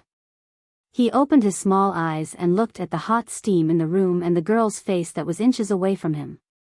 He saw the panic that flashed across her eyes and felt the softness on his lips. He did not understand what had happened. The bathroom was too hot, and the steam filled it, blurring all of his memories. If time was really a cruel carving knife, then the sculpture under the knife was, at least at this moment, blurry. The light kiss that was like a dragonfly touching water instantly turned into a subconscious rubbing of the lips, and then it quickly turned into a passionate kiss. The wet tongue clumsily joined the battle. Someone lost their balance and fell into the bathtub that was as warm and deep as the sea. As if they were afraid that they would not be able to hold on to the rope that would save their lives, the two tried their best to hold on to each other and began to roll in the water. Waves of hot water overflowed the edge of the bathtub painted with porcelain flowers. It was as if they had returned to the snowy campus and the lonely iron tower during the new year. They flipped over and over again, but it had been a long time since they had seen snow by the Rose River. God knows how many batches of boys had come to deliver porridge and flowers to the girls' dormitory. The current life of the two people in the water had been separated from the normal world for too long. But perhaps because of this, their desire to return to the past was so strong in the rippling waves. After a long time, the two of them slowly separated. They looked at each other without saying a word. After a few silly laughs, Zhang Xiaoming suddenly reacted and scrambled out of the bathtub. Her movements were very clumsy, just like her reaction earlier. I brought a bottle of red wine and drank a glass. It tastes good, do you want some? Su Lu looked awkwardly at the girl who was dripping water and took the bottle of red wine beside the bathtub. Okay, but I think you should be in need of something to eat right now. Zhang Xiaoming walked out of the bathroom and took a wine glass. Then she looked awkwardly at Su Lu and said, but I think I only have biscuits here. Su Lu scratched his head with a smile and asked, puppies? Yes. Zhang Xiaoming made a soft sound with a nasal sound. Her pajamas were already soaked and stuck to her body, but she did not escape. She just lowered her head a little and water droplets kept dripping from the ends of her wet hair. Looking at the bathtub that took up 2/3 of the bathroom, she hesitated for a moment and gently bit her red and tender lower lip. Holding the wine glass in one hand and the biscuit bag in the other, she stepped into the bathtub and carefully sat at the end furthest away from Su Lu.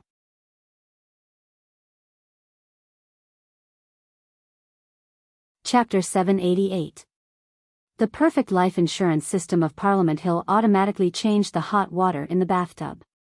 As the water vapor rose, Su Lu and Zhang Xiaoming sat at opposite ends of the bathtub, munching on crispy dog biscuits and drinking mellow red wine as they talked about their past. That year on the balcony of the Lufeng Slope clubhouse, the two hugged and then parted. They occasionally contacted each other, but that was no longer the case. It was unknown if Zhang Xiaoming still felt sorry for him, but Su Lu had long since become indifferent to many things. What was indifferent was unwillingness, anger, or frustration. What was indifferent was the youthful feelings that began with the misunderstanding on the spaceport bus in the 65th year of the constitutional era. The conversation continued in this calm and warm atmosphere. Su Lu talked about the little dreams he once had, the little dreams related to Zhang Xiaoming. He talked about how he got into a big company to become an engineer, how he bought a small house with the bank card and salary his uncle left him, how he got married and had children. He also talked about how he felt after his dreams disappeared without a trace. He talked about the deaths he saw on the battlefield of the Empire in the West Woods. He even mentioned the sadness he felt when he thought Zhang Xiaoming had died, and the many stories that began because of this sadness. The keywords in these stories were the development of the MX Mecha, Director Lin Yuanhu, Senator Medellin, the presidential election, and other shocking terms. It was just as a proverb in the Federation said, behind every new tycoon is a heartless first love. Although Zhang Xiaoming could not be said to be heartless back then, the stories that had happened to Su Lu over the years could be considered magnificent. It had to be said that they were all related to her in some way. This was a one-sided conversation. Su Lu kept talking in a low voice. Perhaps it was because he had never had the chance to talk before, and he didn't know if he would be alive to talk about it in the future, so he cherished this opportunity very much. While he was talking, Zhang Xiaoming basically didn't make a sound. She just held the glass of red wine and looked at his face attentively. It was as if she wanted to remember this ordinary face deeper and deeper so that she would never forget it. Zhang Xiaoming suddenly looked at him seriously and said softly, "Let's make love." Su Lu looked at her, not knowing what to say. "I know you have a girlfriend, but, let's make love," Zhang Xiaoming said softly as she looked down at the red wine in her glass. After 4 days of enduring the tiredness, hunger, and thirst, and then soaking in the hot water room for one night, Su Lu was in good spirits, but he was not in the best state mentally. Suddenly hearing the girl's voice from the other side of the mist, He was silent for a long time. He did not give a positive answer to the word love, but asked in a low voice, "Why? You can die at any time. Just leave me a memento, okay? Or leave a son for yourself." Zhang Xiaoming lowered her head and clumsily tried to find an excuse. Then, she took a sip of red wine, put down the glass in her hand, and slowly unbuttoned her soaked pajamas. Like a naked fish, she slid into the water and swam to the opposite shore. Su Lu wanted to explain, but his lips were blocked by a rose. Her trembling tongue mixed with the slightly astringent red wine. At this moment, she didn't explain. She just wanted to make love with him. She just wanted to make love. After a long time, the two of them floated to the surface of the water, hugging each other. They leaned against the soft cotton bed, panting slightly. Su Lu held her in his arms and was silent for a long time. Then, he said softly, "You are my second woman." Zhang Xiaoming slowly closed her eyes, and a smile appeared on her lips. There was no satisfaction of a woman's possession, nor was there the pride of stealing someone's fruit. There was only calmness and gratitude in her smile. She said softly, "You are my second man too." It was like the conversation between the gatekeeper and the Iron Tower in Yue University. There was no fundamental change. In the dim night, Su Lu was silent for a long time. Then, he asked the same question as before, "Is it too short?" The darkness before dawn was the deepest darkness. Su Lu woke up in bed. His squinted eyes were exceptionally bright. He tried to get out of bed, but he woke up the woman in his arms. No one turned on the lights. Looking at Su Lu, who was silently getting dressed, Zhang Xiaoming hugged the corner of the blanket. She gently bit the corner of her lips and asked, "I didn't think you would really dare to hide in the Parliament Hill for a night. Uncle once said that the most dangerous place is the safest place." Su Li's fingers forcefully arranged the gun so that the mechanical parts did not make any noise. After a short pause, he said, "This sentence can't be trusted more than 3 times. This is the second time." Zhang Xiaoming was no longer the Zhang Xiaoming of the past. She understood some things in a very short time. Looking at his back, she smiled and said, "Don't feel sorry for anyone. You are now fighting with your life on the line. You have some privileges." Then, she stood up and stood in front of him naked. She carefully helped him arrange his clothes.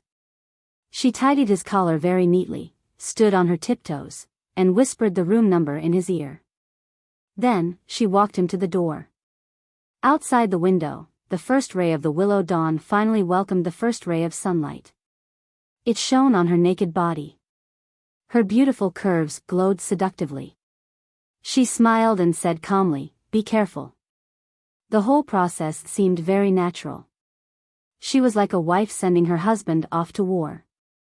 The front line was not far away, right in this building. Perhaps she knew that this was the only chance, so she did it very seriously. There was a cute silver bear pendant hanging on the key ring beside the door. Unfortunately, the man who left would not have the chance to use this ring of keys to open this house again. At in the morning, a loud shout suddenly broke out in the building in the capital special district.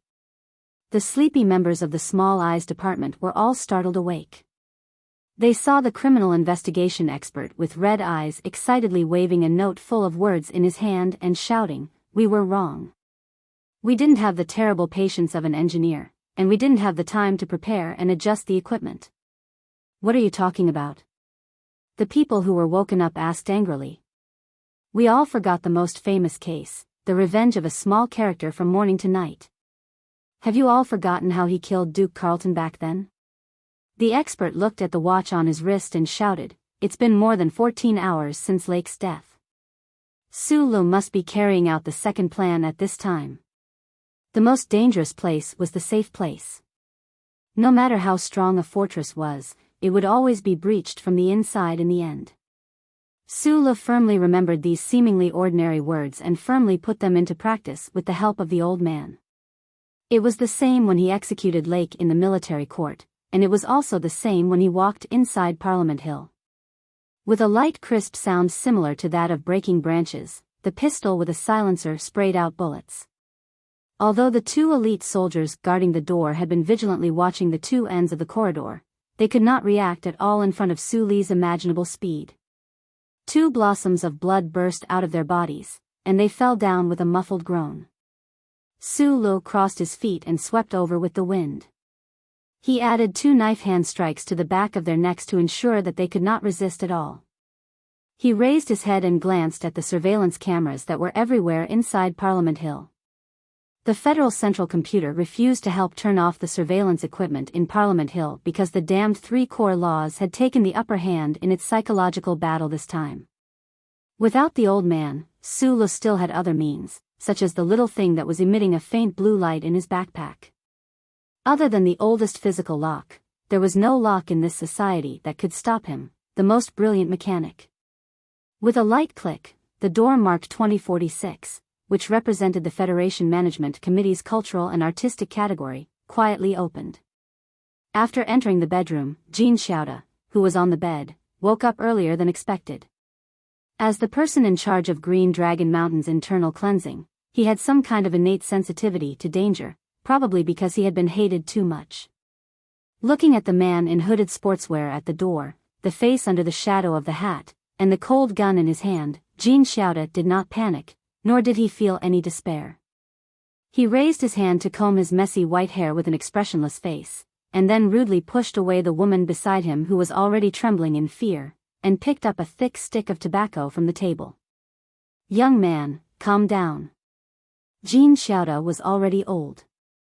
When he woke up from his sleep, he spoke with a spittle. He cut off the end of the thick tobacco, lit it, and took 2 deep puffs. He coughed and said, "Since you didn't open fire immediately, it means that your sensitivity is beyond my imagination." Su Li silently raised the gun and aimed at the space between his eyebrows, but did not pull the trigger. According to his personality and way of doing things, since he had decided to kill this big shot of Green Dragon Mountain to avenge Mr.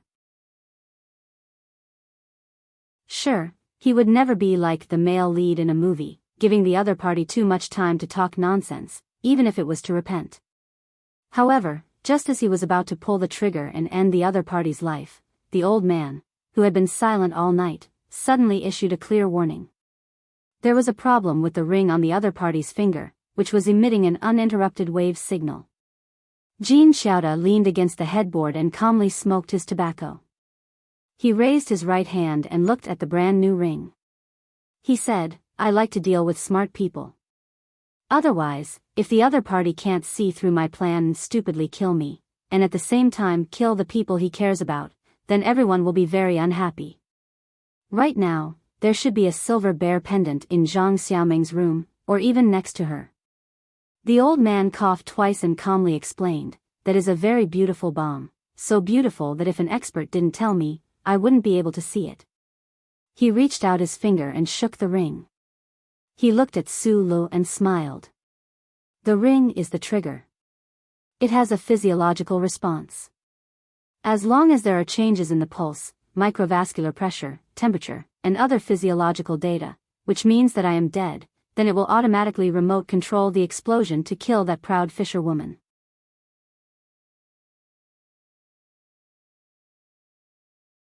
Chapter 789. "You don't have to think about knocking me out instead of killing me." The old man stroked the surface of the ring as if he was stroking a woman's skin. He added coldly, "It only needs to be pressed lightly to have the same effect." In the shadow of the sports coat, Su Li narrowed his eyes. When he left, he did see a silver bear pendant next to the door.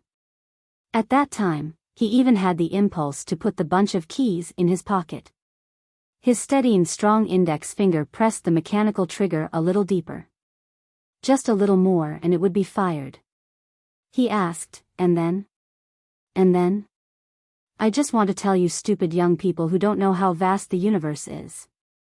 We old people have gone through a lot of bloodshed to get this little bit of status, and you want to take it away so easily?" Smoke spread around Jean Xiaoda's face. The old wrinkles on his face were angry and mocking. "Bait? Kill me. Young man, do you know who I am?" I've killed more people than you've ever seen. Do you think I dare to wait for you to kill me without any preparation and just bring a few soldiers with me? Be more direct, said Su Lu. Jinshoda's face was a mixture of gloominess and excitement. His empty left hand rubbed the plump buttocks of the woman beside him, completely ignoring that his loyal and stupid subordinate was trembling in fear. A normal person would probably only ask you to leave at this time. The old man laughed hoarsely and said, but even I don't think I'm normal. I don't want to be the vice president of the Federation government in the future and have to worry about being assassinated by you all the time. So, I want you to die. Su Lu had always thought that there was only one kind of enemy in the world that was the most difficult to deal with, and that was the madman, such as the great teacher in the White Courtyard of the Empire. At this time, he saw another old man who was just as crazy, and this old man was even more cruel and cold. Cold sweat gradually seeped into the back of his clothes. He was nervous at first, but then he became calmer. He, who had the thickest nerves in the universe, had this special ability. He narrowed his eyes and looked at the old man who was close to him. He quickly calculated how likely it was to knock him out before he could activate the device and how likely it was to completely destroy the nervous system in his right hand with a bullet. Charter's computer was also silently calculating. It was much faster than him and gave back a few extremely accurate values. The values were quite high. If placed on the battlefield, it would be enough to take a risk. However, Su Lu did not move. He was not gambling with his own life, but with the life of the girl who had just tidied his collar. Amidst the suffocating atmosphere, the charter computer once again sent out a warning to his brain. The silent alarm system of Parliament Hill had already rung, and the powerful organizations of the government had begun to gather. According to the calculations, he had less than 5 minutes left. Su Lu took a deep breath. His slightly squinted eyes suddenly brightened. The shadow under the brim of his hat instantly disappeared, and the scorching power behind his waist violently spread throughout his body. However, just as he was about to take the risk and make a move, 2 gorgeous saber lights suddenly flashed by the bedside. The first saber cut off the upper half of Jinshoda's hand that was coldly extended in the air. The second saber simply stabbed into his shriveled ribs. Pfft! 5 fingers were neatly severed like a fence that had been sliced by a bullet. Blood gushed out from the wound. The sudden intense pain caused Jinshoda's expression to change drastically. However, the miserable cry that was about to leave his mouth was abruptly cut off by the saber that had stabbed deep into his ribs, slicing open his lungs and piercing through his heart. The sharp saber accurately and coldly pierced through his heart membrane, causing blood to splatter from the inside of the old man's body into his lungs. An instinctive physiological reaction caused him to start coughing violently. There was no way for him to let out a miserable cry. Su Li's attention was completely focused on the 5 severed fingers flying in the air. His feelings of despair and frustration caused his reaction to slow down for a moment. He could only watch as a white and clean hand reached over and lightly grasped the severed finger with a ring on it. The woman in her 30s held the severed finger in one hand and a delicate saber in the other. No one would have thought that this delicate saber would be able to release the 2 cold and gorgeous saber lights. Just as no one would have thought that this gorgeous and vulgar woman, who was trembling in fear a moment ago as Jinshoda coldly rubbed her buttocks, would do such a thing in the next moment. This woman seemed to believe in Su Li's ability to control his emotions. She completely ignored the black barrel of the gun that was aimed at her. She lowered her head with a focused expression, quickly took off the ring from the severed finger that was oozing blood, and put it on her thumb. Then she raised her head, looked at Su Lu, and calmly explained, "Comrade, you don't know. This kind of sensor has a delay period of 1 second." When Su Lu heard this sentence, his facial expression didn't change at all. However, the burning power that was poured into the muscle fibers of his legs gradually dissipated. The ring had already been put on the woman's finger. And it was obvious that this woman was very difficult to deal with. Even if he knew that there was a delay period of 1 second, he wasn't confident that he could take it away. The woman noticed his nervousness, smiled and got up from the bed. She pulled the hem of her nightgown like a lady, but the white and plump chest was even more obvious. She walked in front of Su Lu, took off the ring, and handed it over to him. Su Lu took the ring and quickly put it on, but he didn't take back the gun. He was still aiming at the woman. The woman smiled and didn't care about his vigilance. She walked back to the bed with a serious expression. Comrade Jinshioda was lying on the bed, his eyes filled with fear and confusion. He powerlessly looked at the blood on the messy bed and his 4 severed fingers. He wanted to use his left hand to grab his right hand that was constantly bleeding, but he couldn't move it at all. His white hair was disheveled and wet, covering his forehead. This old man that countless people of Green Dragon Mountain secretly hated to the bone appeared unprecedentedly desolate. Within his old and shriveled body, in a place invisible to the naked eye, his heart was unceasingly spurting out blood, pouring into the 2 punctured lung lobes. The blood entered his lungs, causing him to cough violently. Blood with saliva foam splashed out of his pale lips from time to time. The old man moved his eyes with great difficulty, staring at the woman beside the bed.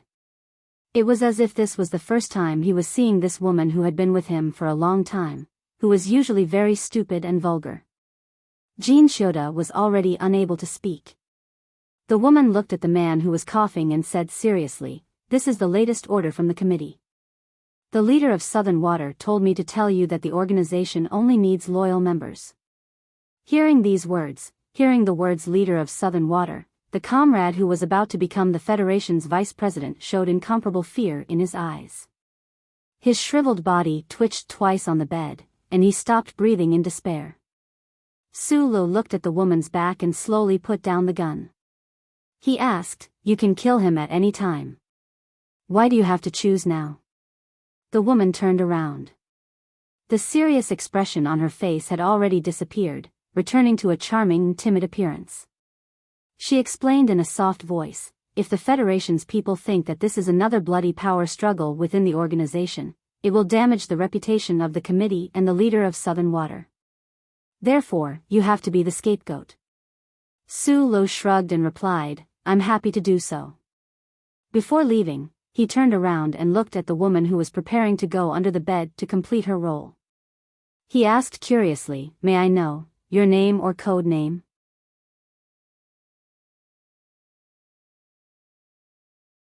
Chapter 790. Zhang Xiaoming picked up a phone call in the morning light. Her expression didn't change much, but her bare toes that were stepping on the soft carpet subconsciously shrank back. This imperceptible action revealed her true feelings at the moment. She casually put on a thin shirt and put on her black-rimmed glasses. She walked to the door and looked at the silver bear pendant thoughtfully. After a while, the silver bear pendant was opened, revealing a simple and ugly abdomen. There was nothing inside. She smiled and shook her head. She sighed with emotion and reminiscence. The sea that her teacher left for her was deeper and deeper than she had imagined. Sirens sounded outside the Parliament Hill building. She walked to the window and lifted a corner of the curtain. She calmly looked out. Dozens of police cars were approaching at high speed, and a group of fully armed Federation special forces had begun to rush up the stone steps. The people doing their morning exercises in Charter Square looked over in shock, and the streets were filled with a scene of panic and noise. She just quietly looked into the distance. She looked at the back of the man who was disappearing into the autumn ginkgo trees and silently wished him good luck. When the Federation Special Forces entered the Parliament Hill and began to inspect floor by floor, Su Lu had already returned to the damp and dark underground sewer from the surface. It was a long process to walk to number 3 Lindy. His leg injury hadn't completely healed, so he felt pain with every step he took. However, there was no expression of pain or forbearance on his face. Instead, there was a faint smile on his face. These smiles grew more and more until they couldn't hold it in anymore. They snatched a passage from his lips in the exhaust duct of an underground water treatment system. First, there was a burst of laughter, and then it was extremely loud and joyful laughter. The laughter penetrated into the wide exhaust duct, and then it was pushed back at an even faster speed by the huge air pressure on the surface. It hit the inner wall of the sewer made of composite water-resistant materials, fell to the ground, and shattered into pieces. Back and forth, it became more and more distant and clear. Colonel Lake was dead, and the big shot from Green Dragon Mountain who had betrayed Shi Qinghai had also died because of a betrayal. Su Lu had long agreed with Professor Shen's point of view. There was no reason in this universe. However, looking at this kind of karma that seemed to be destined by fate, he felt that it was very interesting. His exhausted chest was overflowing with incomparable satisfaction and joy. The joy from inside out turned into laughter that reverberated back to his eardrums. It was as if it had become some sort of driving force that made his legs, which felt like they were filled with lead, suddenly feel much lighter. The red-tinted maintenance sensor lights lit up one by one with his gentle footsteps and then extinguished. It was just like the feeling when the old man had used the musical fountain to create momentum for him on the beach of the villa. Back then, on the beach of Buu Mountain Villa, the sound of the musical fountain had sent him to Lin Dao Hai and the 7 great families behind him to show his attitude and strength. Today, these dim red lights, as well as the lingering sounds of laughter, sent him to battle. To fight against the most powerful regime in Constellation and win. What is the horse stance? Why is it called the horse stance? Su Le had once asked this question to the uncle beside the mine, but he could only get a rough brush of coarse tobacco and a scolding filled with mockery. After he grew up, he had looked it up in the library of Heshi State University. After he fled to the Capitol Ring, he had even studied the beginner's manual of Philadelphia's Body Cultivation Hall. However, he had never obtained an accurate answer.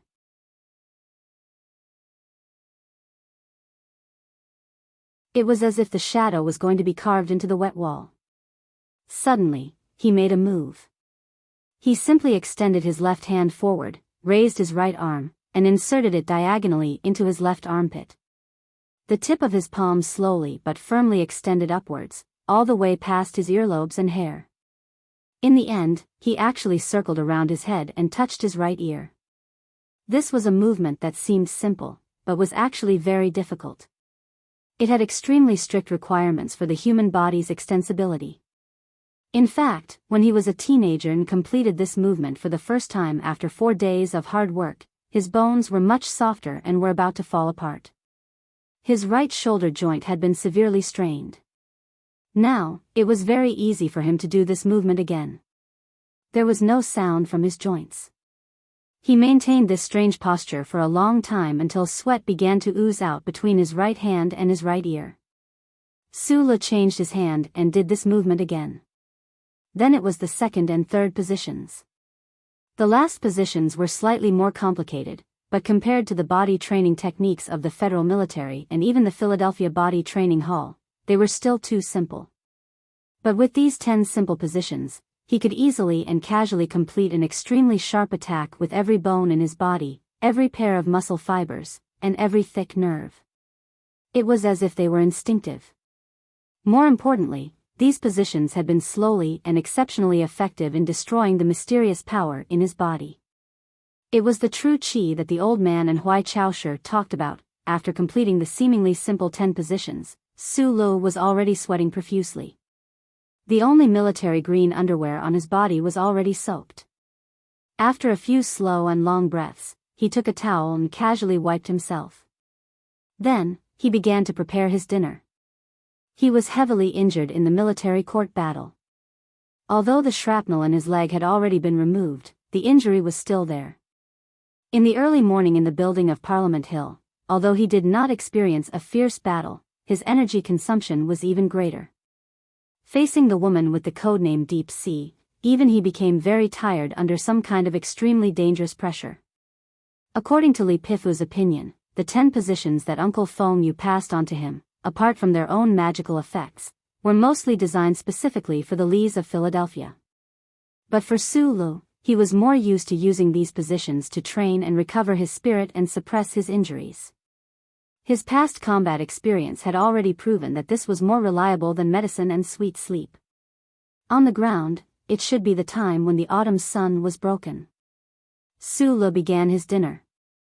There was a large amount of food on the table of the temporary Camp 3. If a normal person saw it, they would definitely not believe that it was only his portion.